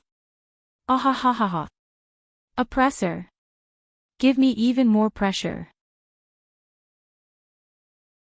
Like a fanatic, Spartacus once again rushed to Wu Ming with his sword. To be honest, Wu Ming didn't want to fight with this guy. Spartacus's strength was grade A, and his durability was the highest grade, EX. In short, this guy couldn't be killed. However, in addition to that, Spartacus could also convert the damage he received into mana and store it in his own body to activate his healing beast's roar. In the Battle of 14 Nights, although Wu Ming was not present, through chatting with Joan of Arc, Wu Ming learned that she used her Noble Phantasm to resist Spartacus' Noble Phantasm. After all, it was a great and noble phantasm, and it was supplemented by a large amount of magic. Although Wu Ming's armor could block a grade of physical attack, in the face of a grade of super explosion, he would be defeated if he was not careful. Because of this, Wu Ming didn't want to be entangled with Spartacus.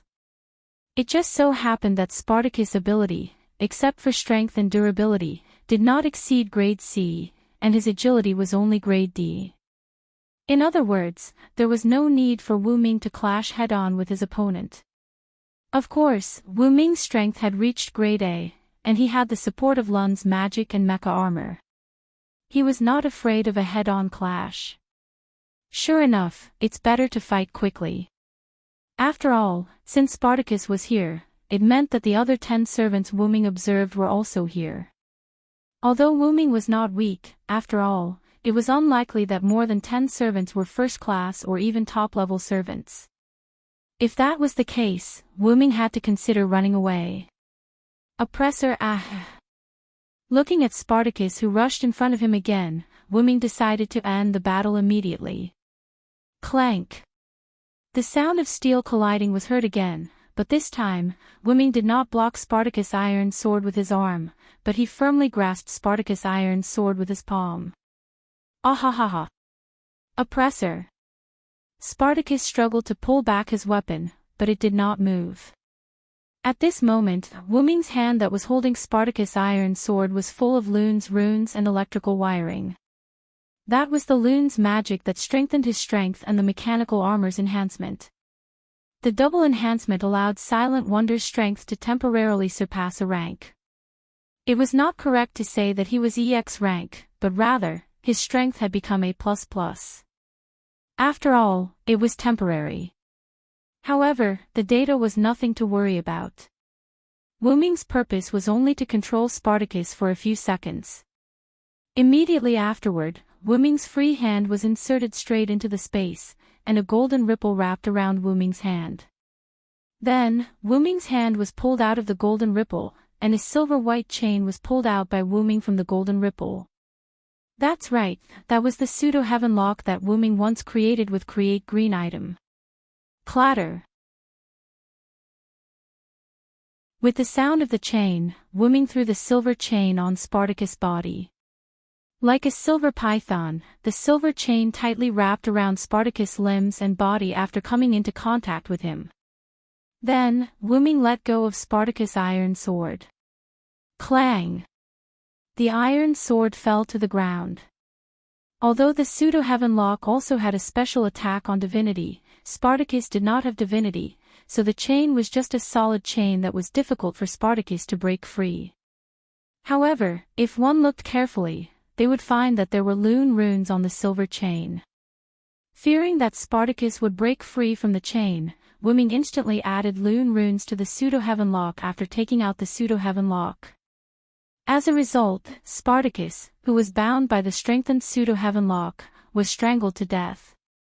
Of course, Spartacus, who could not use his strength, naturally let go of the iron sword and let it fall to the ground.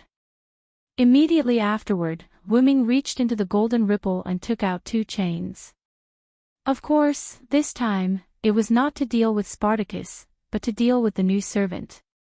Create Green item, Advanced item creation. As Wu Ming's words fell, 2 holy swords were inserted into the ground.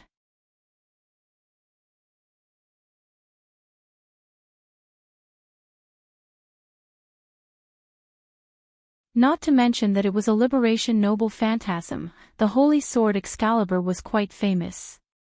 He tried to see the enemy's figure to determine whether the enemy was King Arthur or not, but even with his clairvoyance, the enemy was deep in the forest, so Sharon could not see the enemy's appearance. In addition, not only Sharon, but Achilles also knew about the legend of King Arthur and the holy sword. After all, King Arthur was too famous, especially in Europe. Although Sharon and Achilles both knew about the holy sword, the two of them had different reactions. Is the enemy King Arthur? Unlike Charon's frown, Achilles' first reaction after hearing the word liberation was excitement. For Achilles, who was asked to choose to die as an ordinary person or die on the battlefield, chose the latter. A powerful enemy was his motivation. However, even so, Achilles wasn't a hothead. Although he did not know why King Arthur would release his noble phantasm, he had seen the power of the holy sword before, from the Battle of the 14 Knights that he retained his memory of. Although he was also very puzzled as to why he retained his memory of that battle, since Sharon also retained it, he would leave the brainstorming to his teacher. Just as Achilles was about to take out his noble phantasm to surround the small world of the heavens, Achilles' cosmos, for defense, Achilles was stunned on the spot. It wasn't just Achilles. Even Sharon was stunned. This was because they saw two small light pillars less than 5 meters in diameter shooting towards them at a speed that was not considered fast. Of course, this was for the two of them who had grade A+ agility. If it were Spartacus, he would definitely be hit. Moreover, why were there two light pillars? Wasn't there only one holy sword Excalibur? What really confused Sharon and Achilles was not this, but the scale of the noble phantasm. Although they had never seen the holy sword Excalibur's noble phantasm, they had seen another holy sword's noble phantasm before. How could the scale be so different? In any case, Achilles and Sharon were completely confused right now. With such a scale, they did not even need to defend, they only needed to dodge. By the way, the two of them would not directly charge towards Wuming, but chose to attack from the side. Although the light pillars were less than 5 meters in diameter, if it affected Riverdon who had a master, it would be quite troublesome. That was why the two of them went to the back. Of course, not letting this strange King Arthur escape was also one of the reasons. In just a flash, Achilles dodged the attack range of the two light pillars that were less than 10 meters in diameter side by side. For servants, especially those who had grade A+ agility, a distance of 100 meters only needed a breath of time, and a fierce jump was enough. Then, the two of them witnessed the small light pillars explode from their sides. Feeling the scorching heat, the two of them had no choice but to be serious. Even if it was a fake Excalibur, it was still a holy sword, and it was also a trump card noble phantasm. Of course, it was hard to say if it hit Sharon, but even if it hit Achilles, it would not take his life. At most, it would only injure him. At this moment, Charon's eyes flickered and he hurriedly called out to Achilles. Achilles, quickly retreat. Charon's clairvoyant skill combined with mind's eye, true, to achieve a short period of future vision. Through this, he saw chains appear in the light pillars that were less than 5 meters long. Although he relied on future vision and mind's eye to avoid being tied up by the chains, Sharon saw Achilles being tied up by the chains. Hearing his teacher's words, Achilles naturally prepared to retreat. But Wuming seemed to have heard Charon's words, and the chains instantly appeared from the light pillars and shot towards Sharon and Achilles. Walala.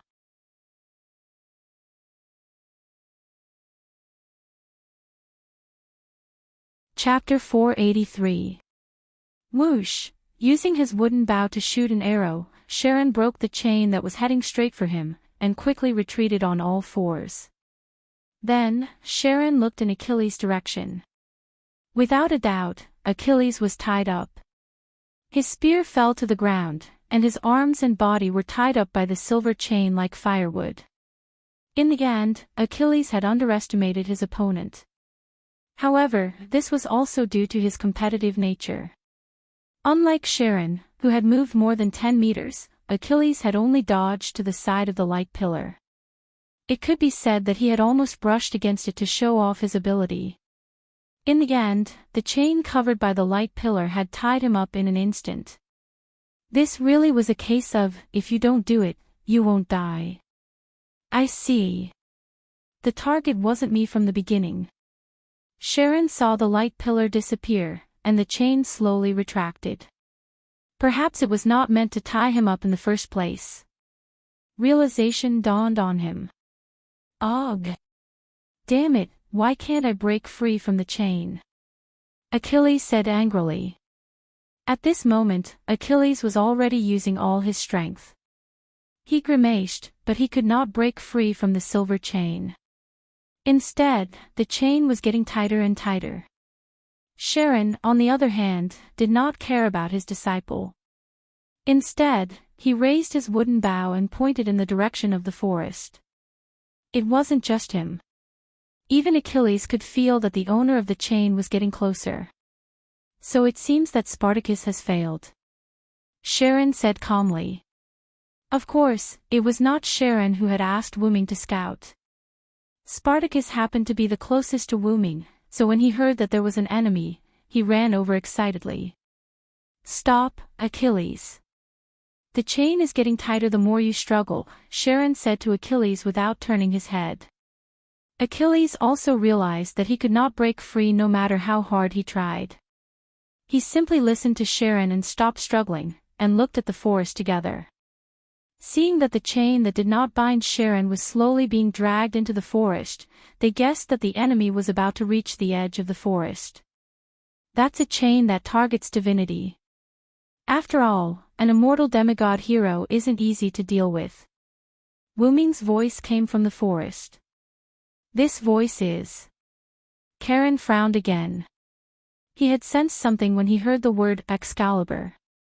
Furthermore, it was rumored that Sodric had obtained the inheritance of the Knight of the Round Table, Vilo-Thoranst. It was not impossible for him to have a weakened version of the Holy Sword. Therefore, Ka Rong estimated that he was close to the mark. Of course, Achilles, who was in a state of rage, did not pay much attention to Wu Ming's words. His face was full of resentment.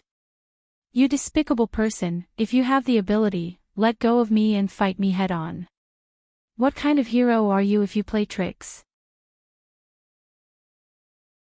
Then, wearing a holy white armor, a silver white chain wrapped around his right hand, and a silver white chain still wrapped around his left hand. However, this chain was connected to Achilles' body. As for the two holy swords, their durability had long since reached its limit. They turned into magic power and disappeared within the pillar of light. What? It's actually this guy.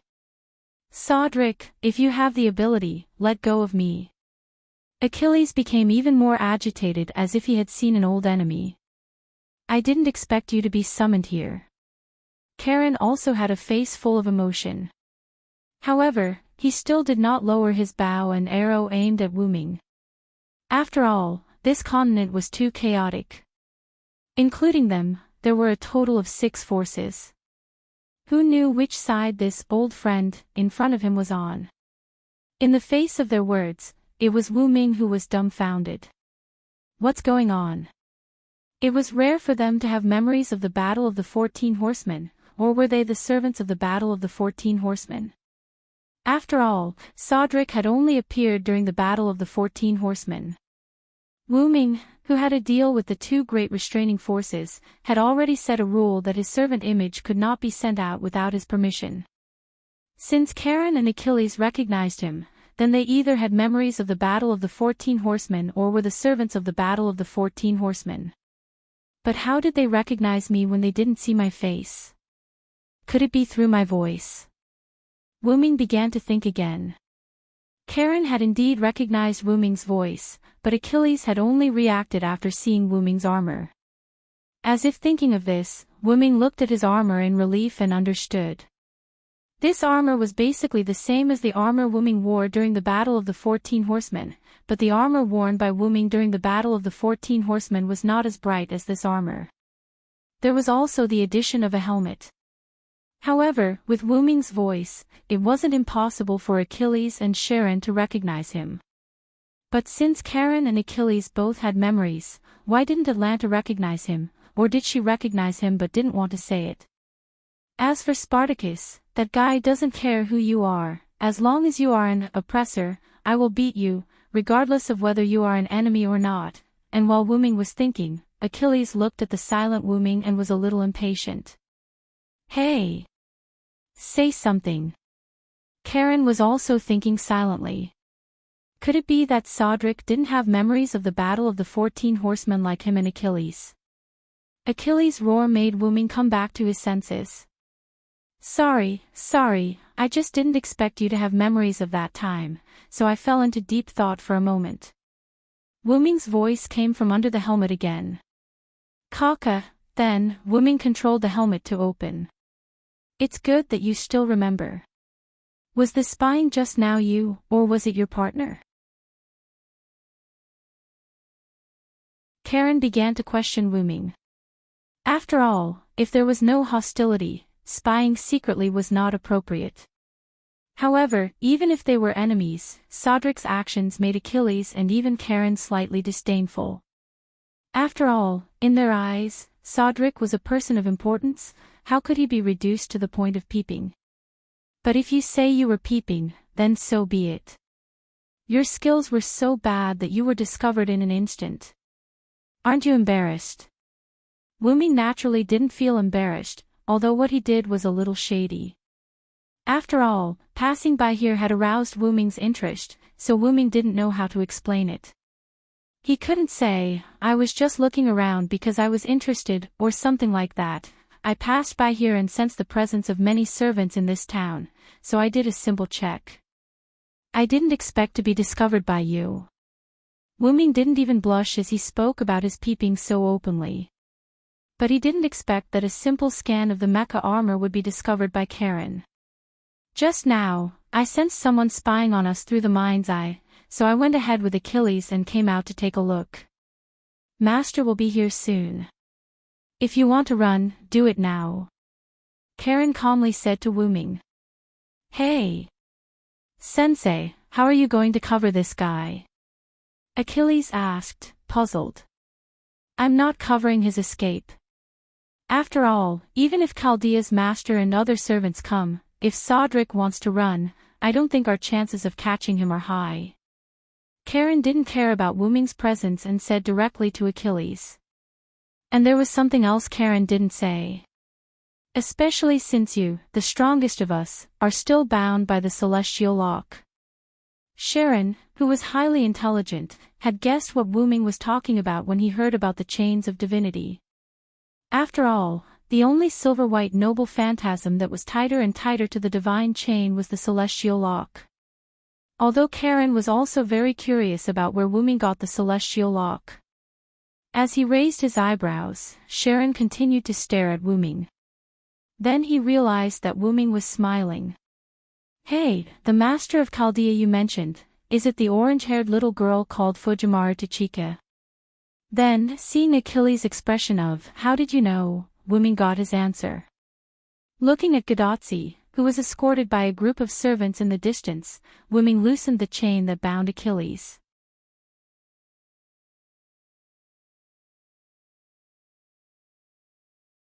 Chapter 484. Gadotsi didn't know what to do at the moment. With the help of many servants, they finally passed through 3 singularities and retrieved 3 holy grails. Just when they were about to retrieve the holy grails after defeating all the enemies at the 4th singularity, the person behind the scenes who caused the burning of humanity actually came out in person. Because of Mr. Anderson, we managed to get a lot of information from him, but in the end, we didn't know what happened to the Magic King. He actually wanted to kill us directly. Pamela, Matthew, and even Mordred couldn't move in front of that guy. Is it going to end? Then, I was saved by Assassin, who I met in Winterwood City Singularity. I was really happy, and so was Matthew.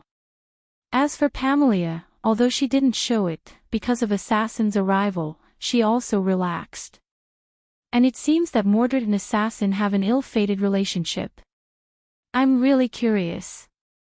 After that, although I didn't understand the conversation between Assassin and Magic King, in short, the two of them are enemies. Then, after some twists and turns, the Holy Grail of this singularity was also recovered. Then, unexpectedly, Assassin also followed us back to Chaldea. Although I wanted to talk to Assassin, my body couldn't support it. In order to go to the next singularity, I had to sleep first. Anyway, Assassin also said that he would accompany me to the next singularity. As a result, when I woke up, the doctor said that because something happened, Assassin left. How can I be so unlucky? But fortunately, the doctor said that although Assassin couldn't go with us to the next singularity, he will go back, and there will always be a chance to meet. Then, because Assassin provided the coordinates of the next singularity, it didn't take long for me and Matthew to prepare to enter the next singularity. On the contrary, Pamela still didn't wake up, but it didn't matter, Matthew was already very strong. After entering the frame, when we were about to perform the race shift, the doctor suddenly whispered a few words. Maybe in this singularity, he will come with a special identity. The cowardly doctor said something that made himself puzzled. Special identity? Could it be that the spirit base is no longer Assassin? I've been prepared for this for a long time. No matter how stupid I am, I can see that Assassin is not an ordinary servant. Can an ordinary servant compete with a crown magician and force her to leave? He was really looking forward to it. With that in mind, Matthew and I entered a new singularity, the American continent. Then, he was stunned by the scene in front of him. There were Roman soldiers with similar faces and Dragonfang soldiers, as well as Caligula and Hercules, who had been defeated before. Moreover, Hercules and Caligula seemed to still remember him as they roared and charged towards him. What was going on? Fortunately, a strong light suddenly appeared in another place, attracting the two great gods. Now, he and Matthew could escape. As for where to escape to? Of course, to the other side of the light. The light seemed to be emitted by a powerful servant, plus Hercules and Caligula were attracted to it. If he wanted to live for 2 more years, of course, he would run in the opposite direction of the light. Although these Dragonfang soldiers and Roman soldiers were not weak, Matthew was also very strong. After a while, we escaped. We happened to meet Mr. Geronimo, who was observing the enemy on the edge of the battlefield. Fortunately, Mr. Geronimo was a good person. After knowing his identity as the Master of Chaldea, he invited him to join. Anyway, after asking the doctor's opinion, Matthew and I joined the team to save the United States and expel those foreign enemies. Later, Mr. Geronimo took him and Mashu to their temporary gathering place, Riverton, where they had no master or servant. Wow, there were a lot of servants here, the American outlaw Mr. Billy Boy, the faceless king Mr. Robin Hood, and Miss Elizabeth. Although Miss Elizabeth was very happy to see me, when I thought of Elizabeth singing, well, it seems that Mr. Sharon and Mr. Achilles are very strong. As for why they called him Mr. Sharon, cough. Because Mr. Sharon is Mr. Sharon, in addition to these, there was also Miss Nightingale, who was known as the Angel. It was said that she was treating a seriously injured and unconscious servant. I don't know why everyone was afraid of the treatment. In any case, including Matthew, there were now a total of 9 servants around him. He gathered so many companions at the beginning. This was a treatment that he didn't get in the previous singularity. Later, because Geronimo needed to continue to investigate the situation of other forces, he took Mr. Robin Hood and Mr. Billy Boy out. On the contrary, he was quite puzzled about the problem of other forces. Was there a lot of forces in this singularity? This was different from the previous singularities. Later, Mr. Sharon answered his and Matthew's doubts. According to the current intelligence, the continent was divided into 5 regions: Washington, Chicago, Alexandria, Salt Lake City, and San Francisco, with these 5 cities as the center, spread to the surrounding areas. At present, the United States was divided into such a situation. If they added the alliance of the lone servants, there were a total of 6 forces. After all, they could no longer be underestimated. The number of nearly 10 servants was not worse than the other forces. And their 6th force occupied the places that the other 5 forces did not occupy, including Riverton, where she was now, which was the base camp of the lone servants. Apart from that, each force had a powerful background. According to Master Karong, they had not caused any trouble these days. Instead, they had been collecting information. They had discovered that these 5 forces were made up of mythical or historical figures from various countries: Celtic, Greek, Roman, Japanese, and the native forces of the United States. And in addition to the native forces of the United States, the other 4 forces had the Holy Grail. Now that I think about it, the Magic King said that he had prepared a gift for Assassin. Could it be these? But I always felt that it was not for Assassin, but more like it was for me, although it was hard to believe, but I have to accept the fact that I need to defeat these 4 forces. After learning from Mr. Sharon, the sky was dark and of course, it was time to sleep. As a result, in the middle of the night, I was awakened by the unexpected arrival of the servants. Kyoheim, who sneaked down from the Rocky Mountains, and Spartacus, who rebelled against Rome. Looking at the 2 berserkers in front of me, I felt powerless for a moment. This was the same as the nurse, they were both problematic servants.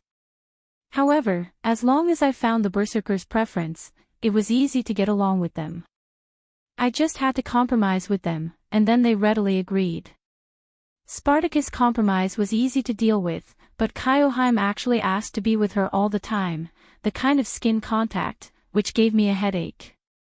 But fortunately, Kyoheim also accepted the treaty that they could only hold hands during the day and not touch at night. Looking at Kyoheim's eyes, I always felt that she would lose her virginity like what Matthew told me. The next day, Miss Pamelia woke up, and the doctor also sent her through the frame. This time, our 6th force can be regarded as strong, with more than a dozen servants. Later, under the discussion of Geronimo, Mr. Sharon, and the doctor, the current combat mission was set. Tomorrow, we will go to the westernmost force of the United States, and ask for an alliance. After all, they don't have the Holy Grail, and the 2 sides don't need to be hostile, so we choose to ally first. Then, after familiarizing himself with everyone, night arrived. While preparing for tomorrow's itinerary, Mr. Sharon sensed that someone was investigating them. In this way, Spartacus, who had already discovered it, because he was the closest to the person who was investigating them, he ran over without permission. As expected of a berserker. Mr. Sharon and Achilles also went first. After all, the enemy was in the light, and Spartacus might be in danger. Later, I also pulled Matthew and others toward that position. In the distance, I saw Achilles was tied up in chains. This was really bad. After all, even the strongest among them, Achilles, was tied up by that shining silver enemy. But when I walked closer, it turned out to be Assassin. Assassin seemed to have seen me as well. She loosened the chains that bound Achilles and even waved at me. Really, it turned out to be a family member who beat up another family member. In any case, Assassin did not break her promise. Anyway, let's hug first.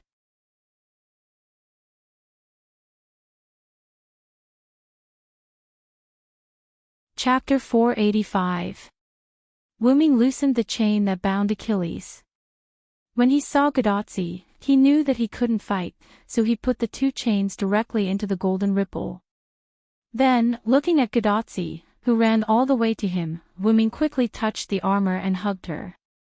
Big and Jin woo woo woo, Kyoheim, who originally wanted to stop Gadotsi, was instantly dragged to the back by Elizabeth, who was rolling her eyes. Okay, don't mess with them, can't you see that Xiaolu is very happy? Why? Lisabeth said with a smile. Kaioheim stared at Why Lisabeth angrily as if there was fire in her eyes.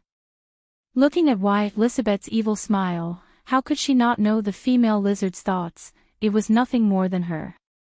Woo woo woo woo woo woo woo, you female lizard. Just you wait. Yes, yes.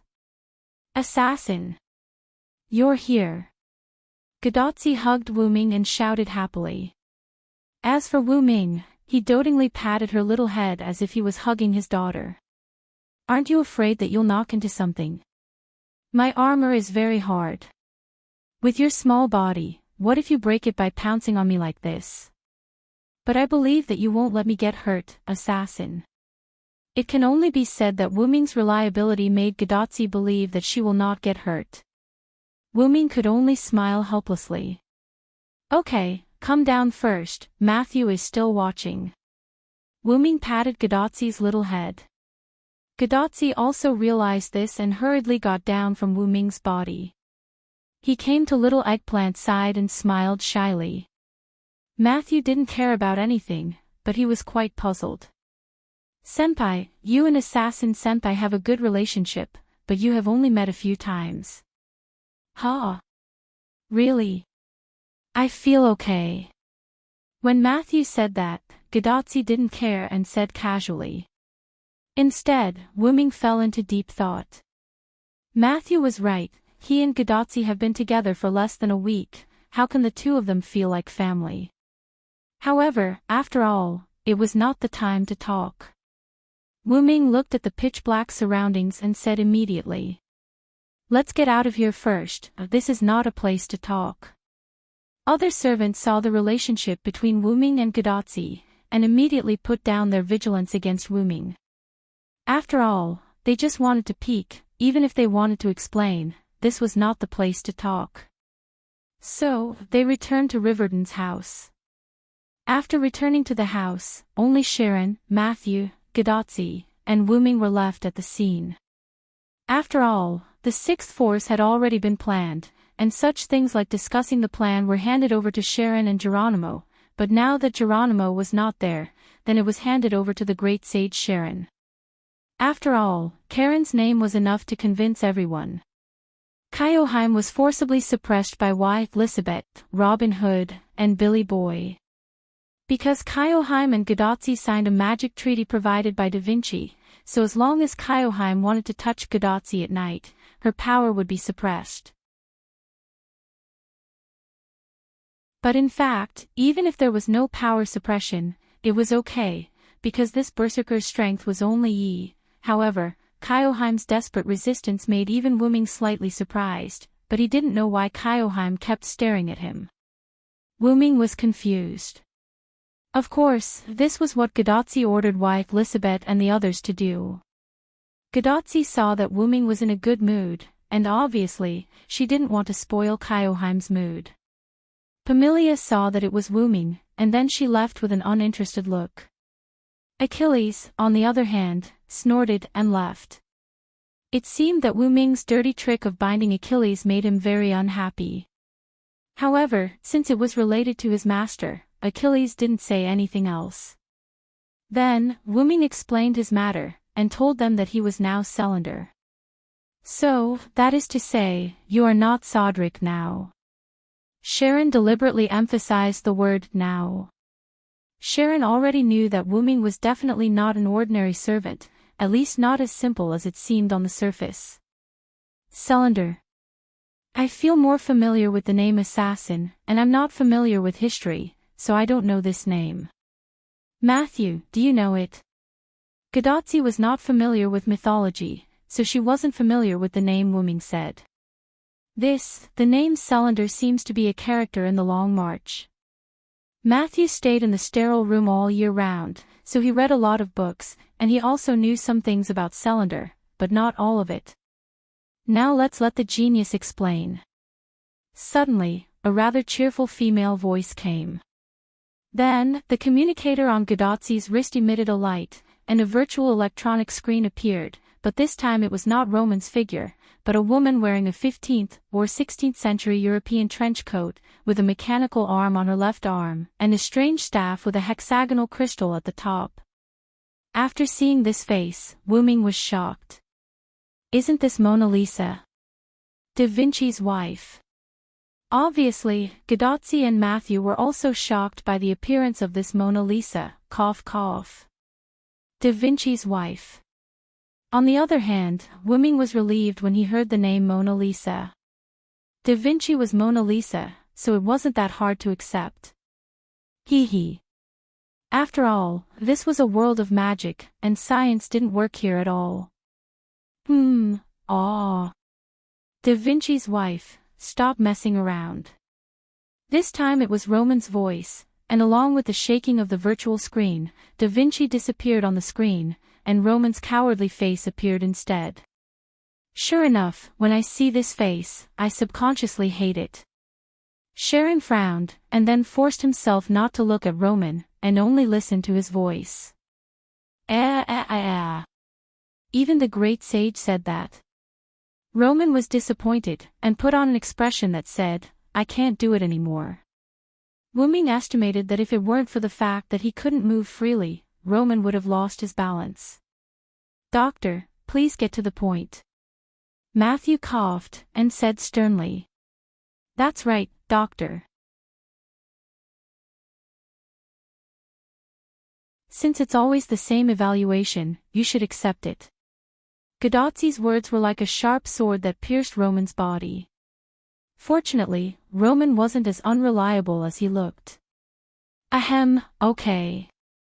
Roman sorted out his thoughts and began to explain. According to the history books, Selander was an orphan picked up by Skahar. He was Skahar's younger brother, and also Skahar's first disciple. Not only did he inherit Skahar's martial arts, but he also learned all the Lune runes. If we were to really count, he should be stronger than Cuchulainn. It wouldn't be an exaggeration to say that he was the strongest warrior in Celtic. Assassin is that strong? The title of the strongest warrior in Celtic shocked Gadotsi. However, Roman's words made Wu Ming feel that something was wrong.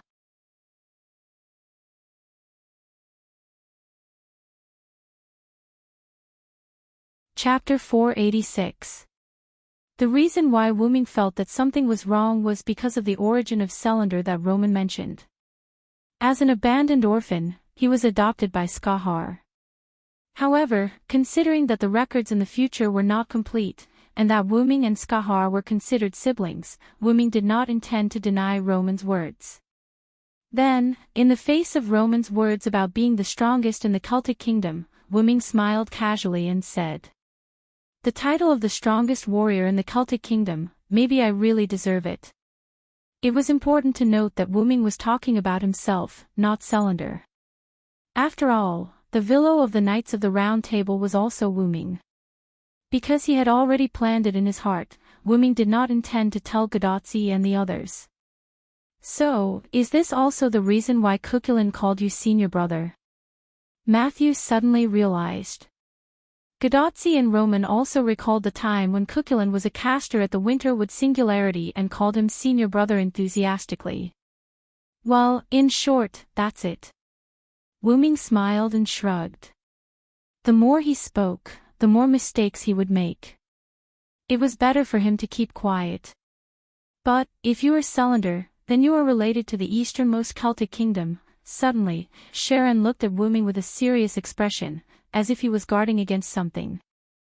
The easternmost Celtic kingdom. What does this have to do with assassin? Gadotsi was puzzled. By the way, although she knew that Wu Ming was now called Selander, Gadotsi still wanted to call Wu Ming assassin. Then, Roman spoke. Tachika, do you remember when Geronimo said that there were only two forces fighting? Although she didn't understand Roman's words, Gadotsi naturally remembered what Geronimo had said. Of course I remember. Mr. Geronimo chatted with me during our free time. He said that there were originally only the native forces of the United States and the Celtic forces on this continent. Not long after, the other three forces appeared. That's right.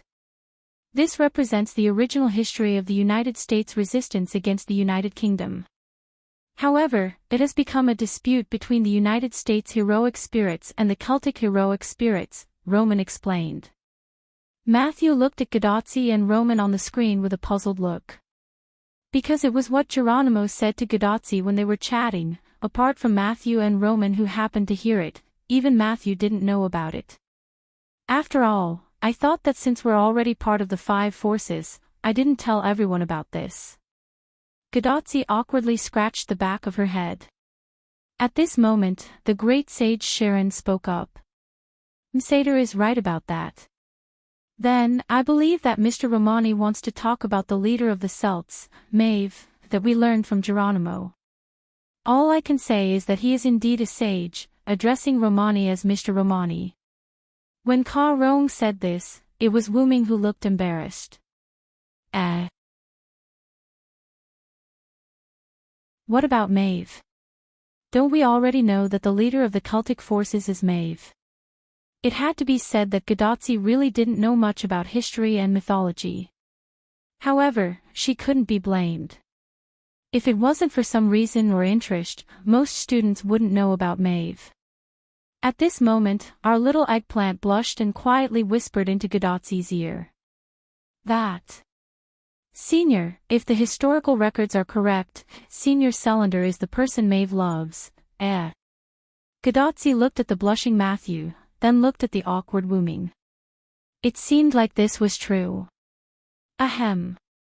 You're right, but it's not as simple as you think, Tachika. Wu Ming adjusted his expression and coughed twice. Selander is right. According to the historical records, Selander didn't accept Maeve's courtship. Roman spoke at the right time. Could it be a one-sided love? Instantly, Godotzi's mind was filled with a tragic scene. Seeing Godotzi fall into a reverie, Wu Ming gave her a karate chop. Although I don't know what nonsense you're thinking, it's definitely not what you think. Is that so?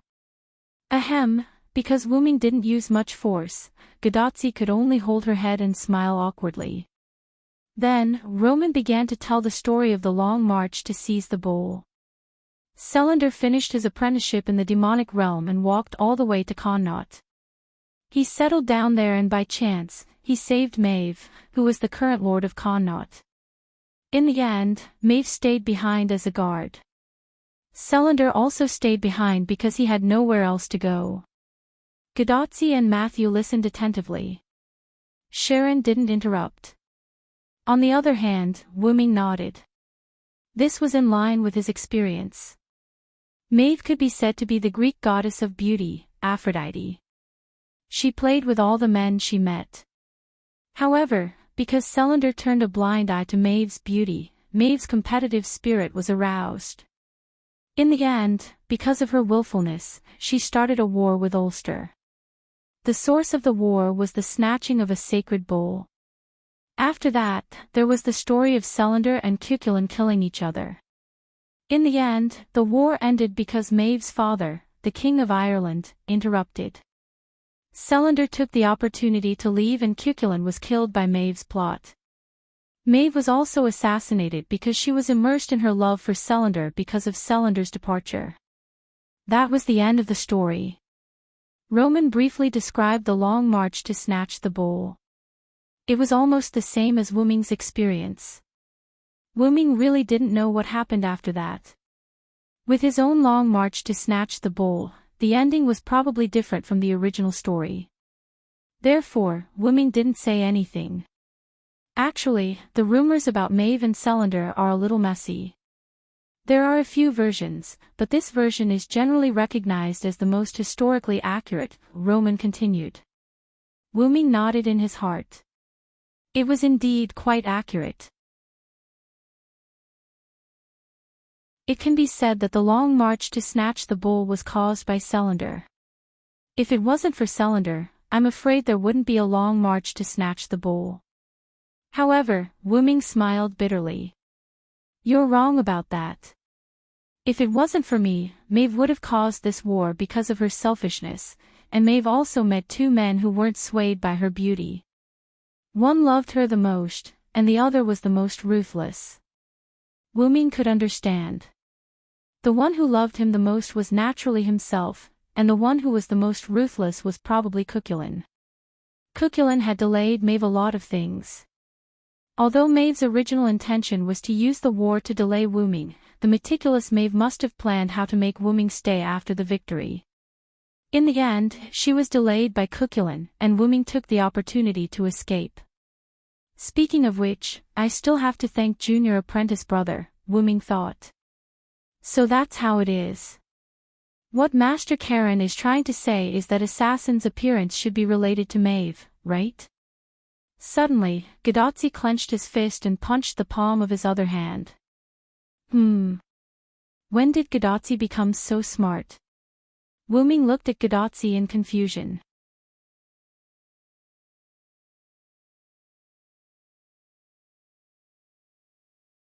Chapter 487. Hey. Why are you guys looking at me like that? Is it weird that I know? Gadotzi looked at Roman, Sharon, Matthew, and even Wuming's doubtful and surprised eyes. Ahahaha. After all, Tachika, you're not that smart. Roman, on the other hand, laughed out loud. Then, she was shut up by Gadotzi's resentful glare. In fact, there are a lot of things that Roman said are not quite right, but that's generally the case, and this spiritual base is indeed related to Maeve. When Roman talked about the cultic forces in the easternmost region, Wuming also guessed what Roman wanted to say. After all, this group of servants must have collected a lot of information over the past few days. Yesterday, when Rome and Greece were fighting, a cultic servant broke into the battlefield. I think you guys also know about it. After Wuming finished, Sharon nodded and replied. Master and Mashu were brought back from the edge of the battle by Geronimo, who was collecting information. And in the end, even here, we saw a big explosion. It's the explosion that's comparable to a nuclear bomb. Fortunately, Matthew and I ran fast. If we were affected, we would really be finished. Gadotzi had a happy expression, and Matthew was also relieved. Although he was very strong, in the face of such a big explosion, even he didn't have the confidence to resist it with his noble phantasm. We have a partner who was injured by the big explosion, and he is still in a coma. But Karen's sentence attracted Wuming's attention. Could it be Rama? Hey! How do you know? Roman shouted in an instant. Seeing Roman's reaction, Wuming laughed. How could he not know? How could he not know about the explosion that he created? Not to mention himself, even Caesar and Cleopatra, who were very close to the explosion, probably wouldn't have fainted. As a servant's own defense, coupled with the hurricane caused by the big explosion, they probably wouldn't have fainted even if they were injured. As for further outside, even if there were other servants, they wouldn't have fainted. Only Roman, who was the closest to the big explosion and had overdrawn his spiritual base to use his noble phantasm, would have fainted. Therefore, Wuming immediately knew who the unconscious servant was. That being said, Rama wasn't an ordinary person. He had overdrawn his spiritual base to continuously use his noble phantasm, plus he was affected by his own super noble phantasm, but he was only fainted. He was worthy of his opponent in another world. And Sharon guessed something. He looked at Wuming in shock. Are you the servant who caused that explosion? Wuming only nodded his head in response. What? So, the white light was released by you, assassin. Gadotzi was also surprised. She missed the opportunity to meet Wuming for nothing. Then, Wuming told everyone about himself. He was summoned by Maeve to the battlefield between Greece and Rome, killed Caligula, defeated Hercules, rescued Argo and destroyed it. Then, Rama angrily chased after him and attacked him. His noble phantasm collided with Rama's noble phantasm. As there was too much mana, it directly caused a nuclear explosion. Then, he went back to rest for a day and came here. After listening to Wu Ming's explanation, everyone nodded in retrospect. That Rome's berserker is Caligula, the third emperor of Rome and the uncle of the tyrant Nero. Speaking of which, assassin, you were able to kill that berserker so easily. That's pretty amazing, Gadotsi said excitedly. Hearing this, Wu Ming thought, could it be that Gadotsi and Matthew were teleported to the battlefield? How unlucky they were. By the way, Tachika, were you teleported to the center of the battlefield? Wu Ming didn't ask, but he still wanted it. Once he asked, Gu Dezi's face instantly drooped. Assassin, you don't know. At that time, it was all the doctor's fault. We said that we would be teleported to a safe place, but we were directly teleported to the center of the battlefield. Matthew and I almost died. Fortunately, you led Hercules and Caligula away. Roman, who was being complained about, also had a bitter expression. I didn't have a choice. The magic power of this singularity suddenly changed before you guys entered. The concentration increased by more than a little, almost comparable to the gods' generation. Because of this, the teleportation location was wrong. When Roman said this, Wu Ming nodded. After all, the Magic King created 4 holy grails, and the concentration of magic power increased as well. This was also why Wu Ming felt that the air was fresh. However, too high a concentration of magic power could be considered a poison to a modern person like Gadotsi. Fortunately, it hadn't reached that level yet. That's it. Then I've wronged you, Doctor, Gadotsi apologized to Roman. Actually, this is also my fault. You must know that justice depends on you. If something happened to you, I would be a sinner. Fortunately, you're fine now. At this time, Sharon, who was distracted just now, came back to his senses. After knowing that Hercules was fine, he was also relieved. After all, Hercules was Charon's disciple, so it was inevitable that he would be worried. Then, Cylinder, are you our enemy? Sharon said seriously. Mashu and Roman were stunned for a moment, but they quickly reacted. I don't think so. Roman smiled awkwardly. If he was really an enemy, then they had invited a wolf into the house. How can I be an enemy? Since Assassin said that she would help us in the control room, then she must be a partner. Looking at his senior's determined eyes and hearing his senior's indifferent tone, Matthew was stunned for a moment before he spoke. Yes, I believe in Senior, and I also believe in Senior Cylinder. Sharon smiled when he saw this. Of course, I believe in Cylinder's character. Otherwise, I wouldn't have allowed you to bring him here. After all, Sharon had a good impression of Wu Ming since he had the memory of the 14 Horsemen battle. But, I still have to ask. After that, Sharon looked at Wu Ming again. Wu Ming naturally shook his head. I am indeed not an enemy. To be honest, the Celtic forces are no longer an enemy to you because the person in charge of the Celtic forces is now me. The place fell into silence.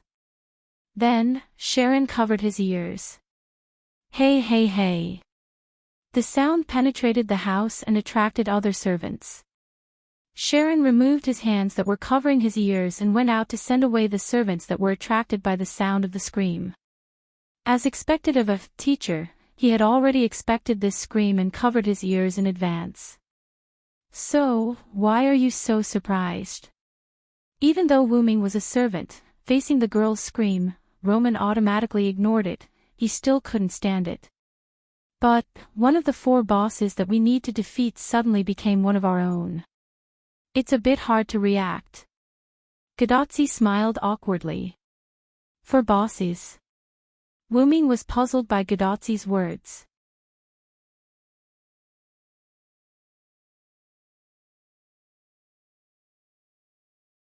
Chapter 488. According to Master Sharon and Geronimo's information, we know that there are 4 forces that have the Holy Grail, and the way to restore this singularity is to retrieve the 4 Holy Grails.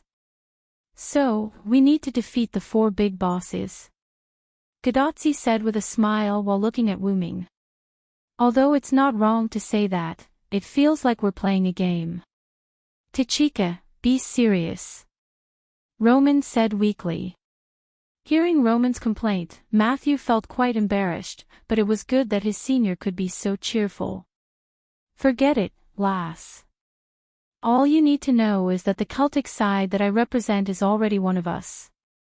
Although I can't say that I'm supporting you, I definitely won't hinder you, Wuming replied with a smile as he patted Gadotsi's head hard.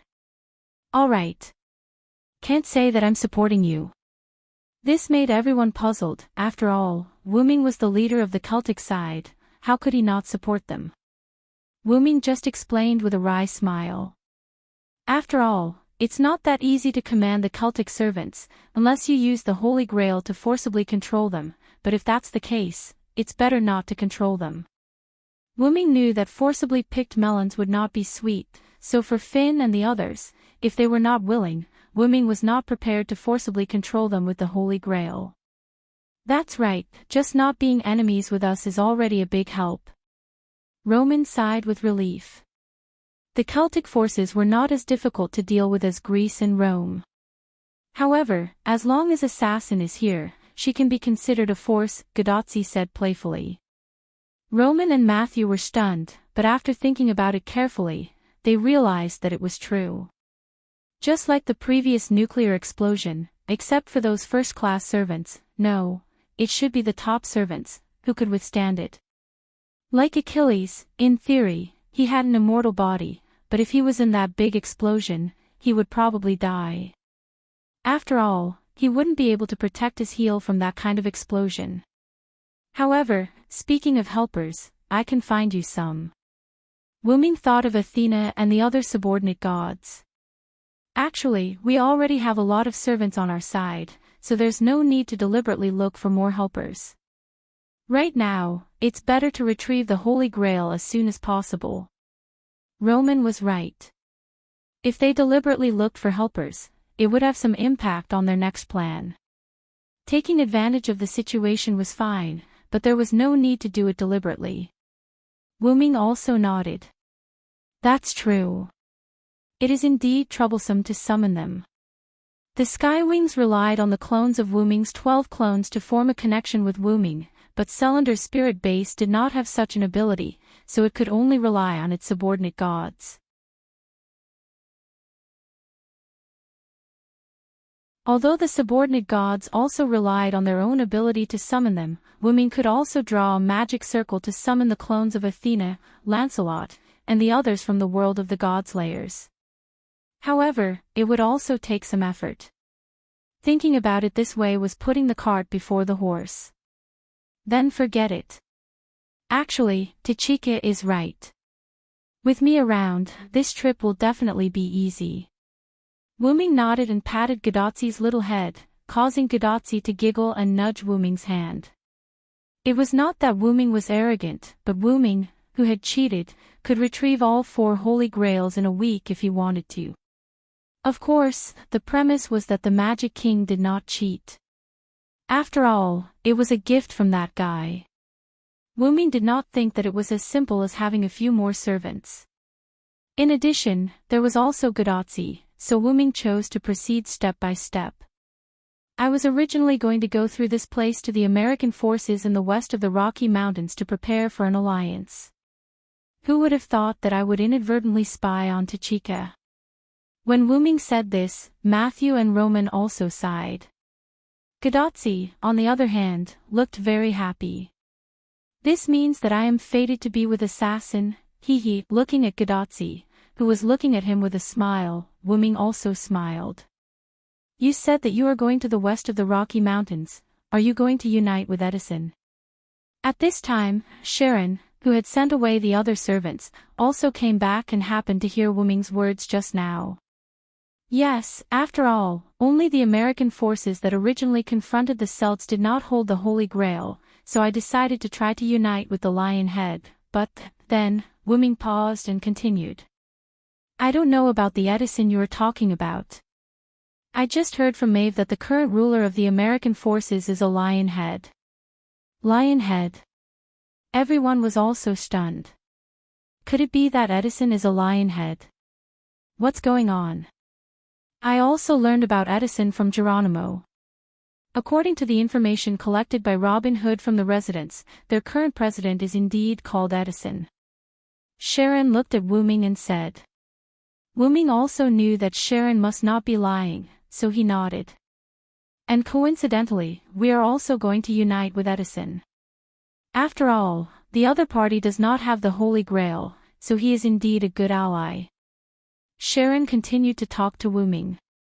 And Wu Ming was also happy after hearing this. In that case, let's go together. Sharon also nodded. I also have the same idea. I am going to only let Master and Matthew go with you. This way, the others can also free up some time.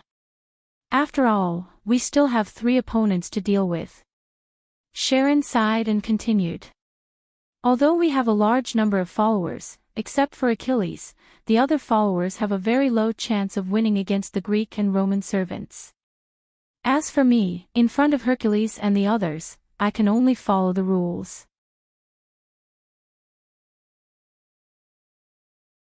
We are also relieved to have your help. Wu Ming also understood Karen's words. The followers that Wu Ming saw just now, in terms of real strength, only Achilles, Sharon, and Pamilia could enter Wu Ming's eyes.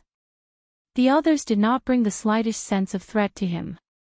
For example, although Spartacus' noble phantasm was powerful, it was purely self-destructing. Robin Hood, Billy Boy, Geronimo, and the rest were only able to search for enemies. The intelligence they gathered was very reliable, but their combat power was still too weak for their current opponents. As for Elizabeth and Kyoheim, who was just dragged away with her mouth covered, felt like a problem child, and Elizabeth, it seemed that the other followers were afraid of her. Could it be that she was actually very strong? Oh right, they still had Rama who was seriously injured and unconscious. If Rama wasn't injured, he would also be a reliable expert. But now, he had become a burden. This was really a case of a tiger being bullied by dogs. Just when Wu Ming was thinking, Gadotsi smiled happily. Good, with Assassin, the journey will be much safer. It was not that Sharon and the others were not helpful, it was just Gadotsi's temporary feeling. Gadotsi did not have any negative emotions, so Sharon was not angry. In that case, you will be on the road tomorrow morning. Sharon proposed. Whether it was Roman, Matthew, or Gadotsi, they had no objection to Karen's proposal. By the way, Rama has not woken up yet, I will go and see him. Wu Ming suddenly said.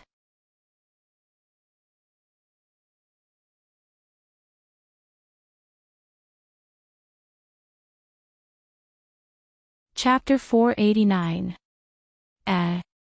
Assassin, do you know how to heal as well? Gadotsi said in surprise. I'll have to see it for myself. Sharon said with a smile. Both Mashu and Roman also showed their interest. Roman's words were only because he was the head of the medical department, and Mashu's words were because she had always been interested in the heroes who left their names in history, especially the one who changed from assassin to Sarand. After all, he had taught a medical expert who had created the elixir of immortality. In terms of treatment, he could not be regarded as a grandmaster, but he could be regarded as a master. However, Wu Ming smiled bitterly and shook his head. I don't know how to heal, I only know some healing magic, but I have a way to cure Rama. After all, it could be said that Romo had become like that because of him. Now that he had another teammate, it wasn't that bad. It was much better than having another burden. But since you want to see it, then let's go together. Later, Wu Ming, Gadotsi, Matthew, Sharon, and Roman came to a house in Riverton with lights on. Along the way, Sharon told Wu Ming that there were humans living in this town, and they were actually the outsiders. However, because of Geronimo, the residents also accepted Sharon and other servants. After all, they could at least protect them. As for why they would protect them, along the way, the lights in the surrounding houses were turned off. After all, this was a matter of course. When Wuming arrived, the moon had already risen high in the sky. Servants could not sleep, but Gadotsi could not. It could be said that if it were not for Wuming's unexpected arrival, Gadotsi would have fallen asleep long ago. However, Wuming's arrival was also an unexpected surprise for Gadotsi. Sharon knocked on the door of the room, followed by the sound of trotting, and the door was opened. "What are you doing? Don't you know that the wounded need to rest?" The person who came was a woman dressed like a battlefield doctor. She had a pretty face, a red top that looked like a military uniform, a black pleated skirt, white pantyhose, and short boots that reached her calves. She looked like both a nurse and a soldier, giving people a strange feeling. "This is Miss Nightingale. She has very special medical skills." Sharon awkwardly introduced her to Wuming. Not only Sharon, but even Gadotsi, Mashu, and even Roman on the virtual screen had strange expressions on their faces. On the other hand, Wuming was baffled. She looked very normal. "It's already night time. The wounded need to rest. You should leave quickly. I still have to prepare for the amputation," Nightingale said calmly. According to Wuming's knowledge, Rama seemed to be the only injured person here. In other words, this servant wanted to perform an amputation on Rama. Then, Wuming heard Gadotsi and Matthew whispering behind him. Hey hey hey. Aren't there servants taking turns to guard Rama with Nightingale?"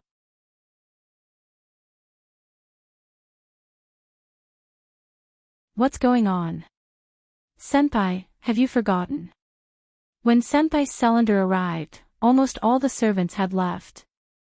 Mr. Geronimo did not come back, and Senpai Karen was with us. Just now, Miss Elizabeth, Mr. Robin Hood, and Mr. Billy Boy joined forces to suppress Kyoheim. Usually, they would take turns, but because of what happened just now, only Miss Nightingale is left here. Parmelia and Achilles naturally wouldn't watch Nightingale here to prevent her from doing anything to Rama. Fortunately, we came quickly, listening to the constant whispering behind him. Wuming smiled awkwardly. He finally understood why everyone treated this angelic young lady with such special treatment. "Miss Nightingale, hello, nice to meet you. My name is Selander. Anyway, let's say hello first." "Hello, Mr. Selander, do you need an amputation?" Wuming was silent for a while. "Why do you want an amputation so often? Are you that obsessed with amputation? If that's the case, ahem. It's like this. Achilles needs to be amputated. He specially asked me to invite you over," Wuming said in an extremely serious tone. "Is that so? I'll go over now. Help me take care of the wounded." Nightingale's eyes lit up, and she immediately returned to her room. A moment later, she walked out with 2 small green bags and walked toward Achilles' house. Anyway, the distance was not close, and it was enough for Wuming to treat Rama. "Selander, you really?" Sharon looked at Wuming with a dumbfounded expression. Wuming also coughed a few times awkwardly. "However, Achilles, my good brother, please do me a favor." If Achilles heard Wuming's words, he would definitely use his chariot to attack Wuming. Matthew and Gadotsi also fell into a reverie. The immortal body that was invulnerable to swords and spears needed an amputation, and the image of Achilles' limbs that Nightingale could not cut off no matter how hard she tried appeared in their minds. The direction, no matter what, Achilles will be fine. "Let's go in and take a look at Rama." Wuming smiled, and then walked in. Sharon also knew his disciple's ability. Nightingale would not really amputate Achilles' limbs, so he stopped thinking about it and followed Wuming into the house. Gadotsi and Matthew saw that the 2 of them had entered, so they quickly followed. After all, the 2 of them were here to see how Wuming would treat Rama. As for Achilles, ahem. Why would an immortal hero be afraid of a nurse? Let's not care about him for now. Just like that, Achilles was unknowingly bought by his teacher and master. After entering the house, Wuming followed the magical aura to Rama's room. At that moment, Rama did not seem to have any injuries on his body, but his face was full of sorrow. He was unconscious, and his mouth seemed to be mumbling something. Sido. My Sido. At that moment, Wuming could only smile bitterly. He did not hate such an infatuated person. Moreover, she was like this because of him. Therefore, he was even more certain that he should save Rama. Rama's spiritual base is quite unstable now. It could disappear at any time. You can say that Rama's firm belief saved him. If not for that, I'm afraid that Rama would have left when he was unconscious, Sharon said beside Wuming. Wuming nodded, and then looked at the unconscious Rama again. Indeed, Rama's belief was probably his wife, Sido. To put it simply, Rama is extremely lacking in magical power now. If he had enough magical power, he would be able to recover on his own without our help. At that moment, Roman, who had turned off the virtual screen for some reason, turned it on again and projected it in front of Wuming. Only magical power. Wuming was stunned when he heard that. That seemed to be right. Rama had to rush and release his noble artifact. He had to squeeze out his spiritual base because he did not have enough magical power. If he had enough magical power now, he might not be able to recover immediately, but at least he would not be on the verge of leaving. That's right. Because Rama is unconscious, Tachika can't sign a contract with him. However, even if she did sign a contract, Tachika probably doesn't have enough magical power, Roman said bitterly. Moreover, the other servants don't have much magical power to begin with. Therefore, even if I have a way to transfer magical power to Rama, the magical power gathered by all of us can only keep Rama alive. There's no way to save him at all. Sharon shook his head. Wuming secretly nodded in his heart. That was also true. If not for that, perhaps even if Rama was saved by Geronimo, he would have disappeared by now. However, since Rama is lacking magical power, then this treatment will be simple, Wuming smiled slightly. Simple. Several people were puzzled. However, Sharon realized something. I lack everything, but the one thing I don't lack is magical power.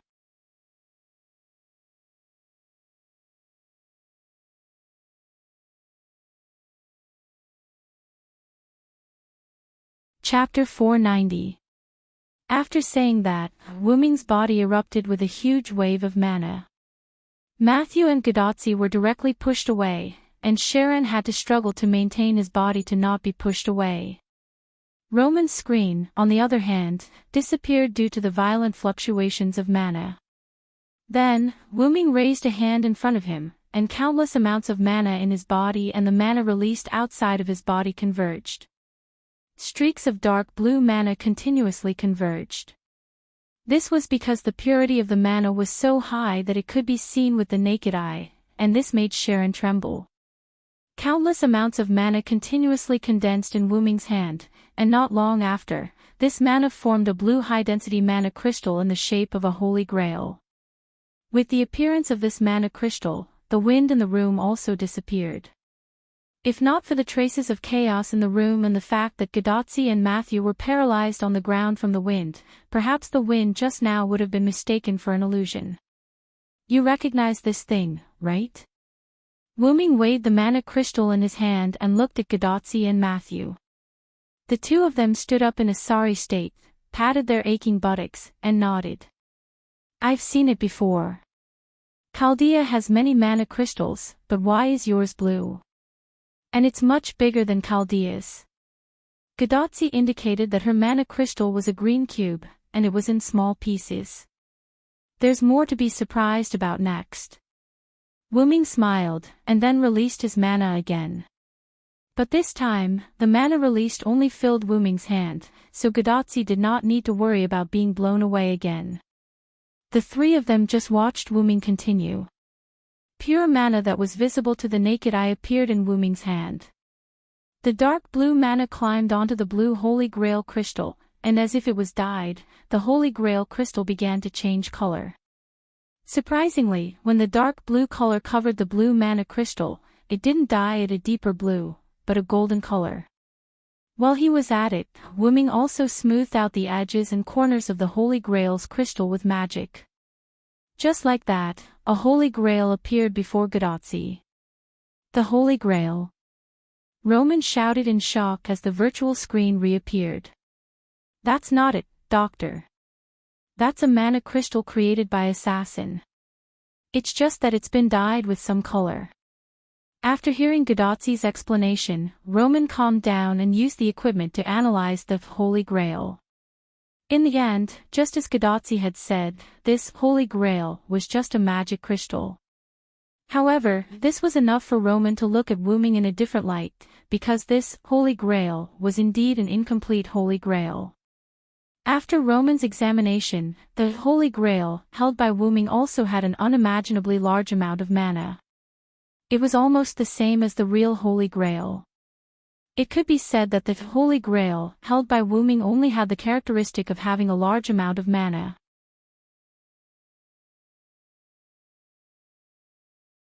Apart from that, this Holy Grail didn't have the ability of the real Holy Grail. However, just this alone was enough to surprise Roman.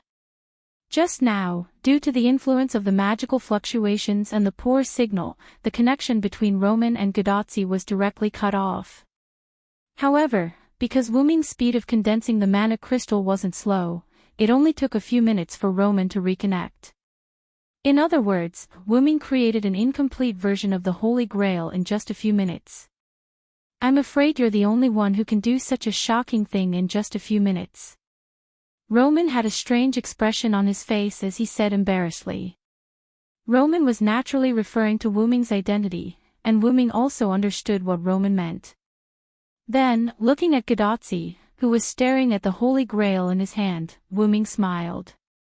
Then, Wu Ming threw the Holy Grail in his hand to Gadotzi. Under Matthew's worried gaze, Gadotzi caught the Holy Grail in a panic. There's no hurry to use this on Romo now. You and Matthew can take a look at it. Then, the two little girls, Matthew and Gadotzi, went to the side with the Holy Grail in their hands. They were still very interested in the item that was basically the same as the Holy Grail. After all, every time they retrieved the Holy Grail, they would be directly teleported back to Chaldea, so they were also quite curious. After seeing the two little girls go to the side, Wu Ming looked at Sharon.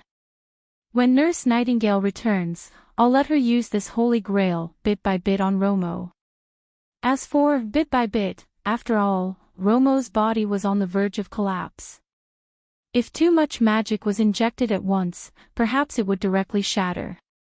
It was like a glass that had been soaked in boiling water for a long time. After taking it out, a large amount of cold water was poured into it. There was no doubt that the glass would explode. Sharon nodded. As a sage, Sharon naturally understood Romo's current situation. It was like a glass soaked in boiling water. Since it settled, then Tachika and Matthew, you two should go and rest first. It's getting late, and we still have to hurry tomorrow. Gadotzi was an ordinary person, so sleep was very important. Although Matthew was a subservient, he still had human habits. But even if he didn't sleep, Matthew wouldn't be able to last more than a few days. Then, Wu Ming looked at Gadotzi and Matthew who were constantly touching the Holy Grail. Hearing someone call him, Matthew's face turned red, and he quickly took his hand away from the Holy Grail. Gadotzi smiled and returned the Holy Grail to Wu Ming. If that's the case, I also want to close the channel. Good night, everyone. Roman smiled and said good night, and closed the virtual screen. After Wu Ming gave the Holy Grail to Sharon, he left with the two little girls. Remember where you live, I won't send you off. After all, Wuming didn't know the way, so he didn't want to send them off. Hey hey. Don't, assassin.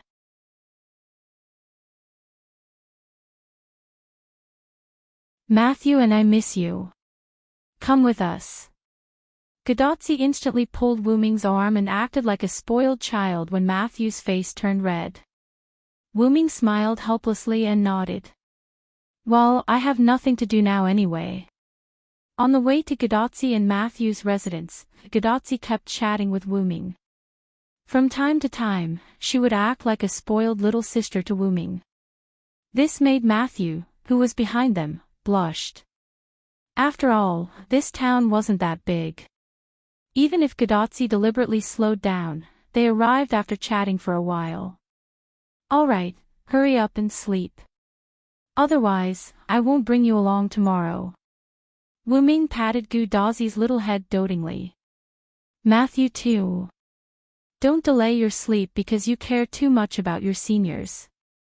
Even if you're a subservient, you're still a human. Sleep well. Matthew nodded with a red face. Aha, good night, assassin. Then, Matthew and I will go in first. After Matthew bowed to Wuming, he followed Gadotsi into the room. Wuming, who stood outside the door, didn't leave immediately. Instead, he was thinking about something. Why do I feel that Tachika is getting more and more intimate? She's just like my little sister.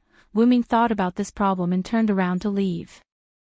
In the room, Gadotsi was humming happily as he made the bed for the two of them. Because there weren't many rooms, she and Matthew basically slept in the same bed. After all, Gadotsi couldn't let her little sister sleep on the ground. By the way, Senior is very close to Senior Cylinder. It's just like a brother. Matthew, who was standing behind Gadotsi, said gently. Oh. Really? I don't feel anything. I just want to do that. Gadotsi was stunned and smiled slightly. Then, her smile became mischievous.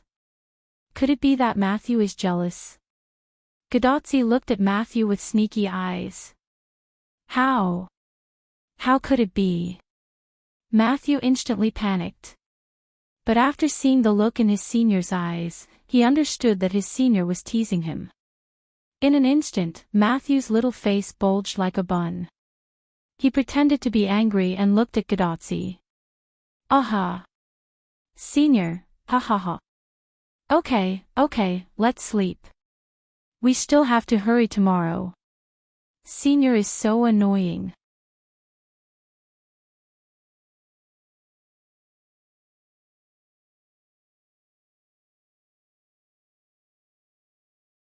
Chapter 491. The night went by silently. Early the next morning, Wuming knocked on Gadotsi's door. The one who opened the door was naturally Matthew, who had the physique of a servant. Gadotsi hadn't woken up yet, and when she saw Wuming, she kept yawning. Wuming smiled helplessly. At this moment, at the west entrance of the town, Wuming, Gadotsi, and Matthew stood on one side, and other servants stood on the other side. Many of Riverdon's residents were hiding in the distance, watching from afar. Even if the residents allowed these servants to live here, no matter how kind these servants were, they were not human, and the gap between the two couldn't be closed. Asterisk cough cough, asterisk returning to the main topic, everyone was naturally sending Wuming and the other two off. By the way, Pamelia was still sleeping, after all, she was a vampire. Nightingale and Achilles, on the other hand, did not come for some unknown reason.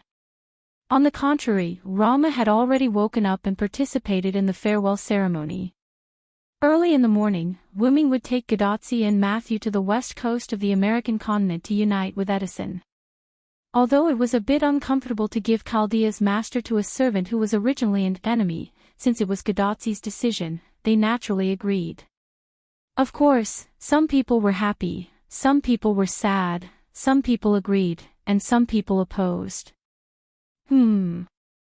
Kyoheim bit her sleeve, looked at Gadotsi with tears in her eyes, and then looked at Wuming angrily. She kept looking back and forth. That's enough, it's not a life and death parting. Robin Hood, who was standing on the side, sighed and shook his head helplessly. Billy Boy, who was standing next to Robin Hood, also nodded. Then, Elizabeth, who was in her costume, smiled. That's little dear's happiness. You'd better send her your blessings. Little dear was Elizabeth's pet name for Godotzi. Listening to her enemy's words, Kyoheim was even angrier. Damn stinky lizard, if it weren't for you, Anjin-sama would not fall into the hands of that man. Anjin-sama was Kyoheim's nickname for Godotzi. At that moment, Kyoheim vented her anger on Elizabeth. Humph. Look at how happy Xiaolu is now, it's none of your business. Elizabeth naturally refused to be outdone and stared at Kyoheim. Looks like I have to teach you a lesson in order to win back Lady Injin's love. Who's afraid of who? When Robin Hood and Billy Boy saw the two girls with dragon attributes staring at each other, they tactfully retreated and kept their mouths shut. On the other side. Do you really not need us to send another servant to protect Tachika-sama? Geronimo was still a little worried. This morning, Geronimo, who went out to inquire about information, had returned, and naturally participated in the farewell ceremony. Oh, I really don't need it. Assassin is very strong.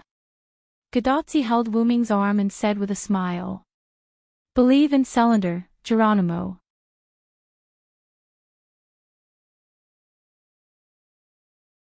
Karen's gentle voice came from the side. After all, as soon as Geronimo returned, he learned that the master of his contract would go to Edison with a servant of the Celtic side who had just formed an alliance. This really shocked him. Geronimo looked at Sharon, then looked at Godotzi and nodded. I'll leave the master to you, Mr. Cylinder. Don't worry, even if the enemy steps over my dead body, they won't be able to hurt Tachika. Not to mention, the enemy can't step over my dead body. Wu Ming said to Geronimo and Sharon. And the guarantee of Wu Ming, who created a nuclear explosion, was naturally enough to convince them. At this time, Sharon also spoke.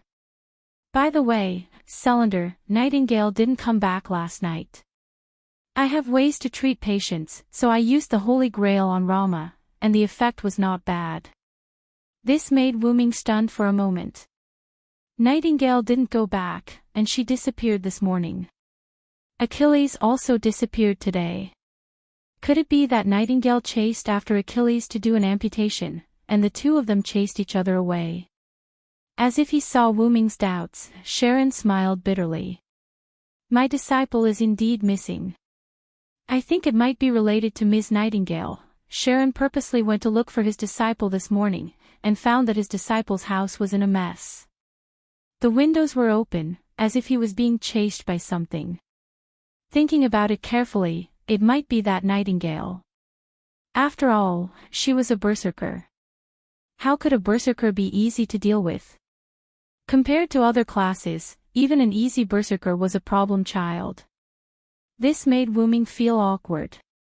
Achilles, you are a man after all. How can you let a woman chase after you and run away? Cough cough. But it was Wu Ming's fault after all, so it was better not to talk about it. Then, Wu Ming looked at Rama. Although Rama was already awake, he could still see that he was weak. To use a phrase to describe him, he was strong on the outside but weak on the inside. But it had to be said that Karen's medical skills were superb. But then again, now that all the tools were prepared, Sharon alone was enough to treat Rama. However, to be able to wake Rama up in one night, Wu Ming took another look at Sharon. To be able to teach a disciple who created the elixir of immortality, Karen's reputation as a sage was not to be underestimated. This was because Wu Ming felt that Rama would need at least a few days to wake up after experiencing the magic of the Holy Grail. Just as Wu Ming was pondering, Rama saw that Wu Ming did not speak. After hesitating for a while, he pulled a long face and spoke first. I'm here to thank you. I was reckless when we first met. Thank you for saving my life. Ralma was obviously talking about the incident where he threw the relic without hesitation. Although Wu Ming and Carl were on the same side, Wu Ming had just been summoned after all. The kidnapping of Sito probably had nothing to do with Wu Ming. Ralma understood this as well.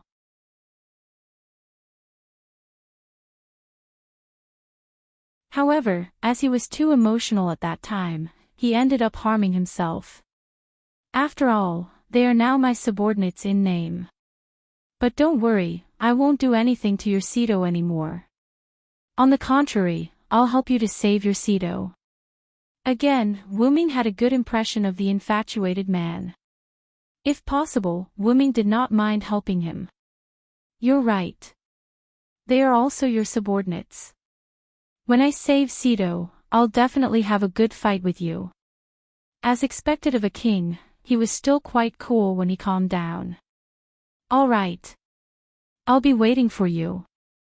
Wu Ming smiled as he extended his hand. Ralma was stunned when he saw that. He immediately reacted and extended his hand as well to shake Xian's hand. Gadotzi smiled when she saw that. Both of them seemed to have buried the hatchet. After all, she liked to see them getting along well. If that's the case, there's nothing else. Let's go. Just like that, Wu Ming led Matthew, who was fully armed, and Gadotzi, who kept waving at everyone as they headed west. Of course, Wu Ming and the rest did not need to walk 108,000 miles, nor did they need to face extreme difficulties. However, I feel like we've overlooked something. Wu Ming muttered to himself. In the forest near Riverton, Wu Ming's pseudo-heavenly lock had tied Spartacus up. He was still tied up and could not move at all. Oh, oppressor! Come and give me more pressure.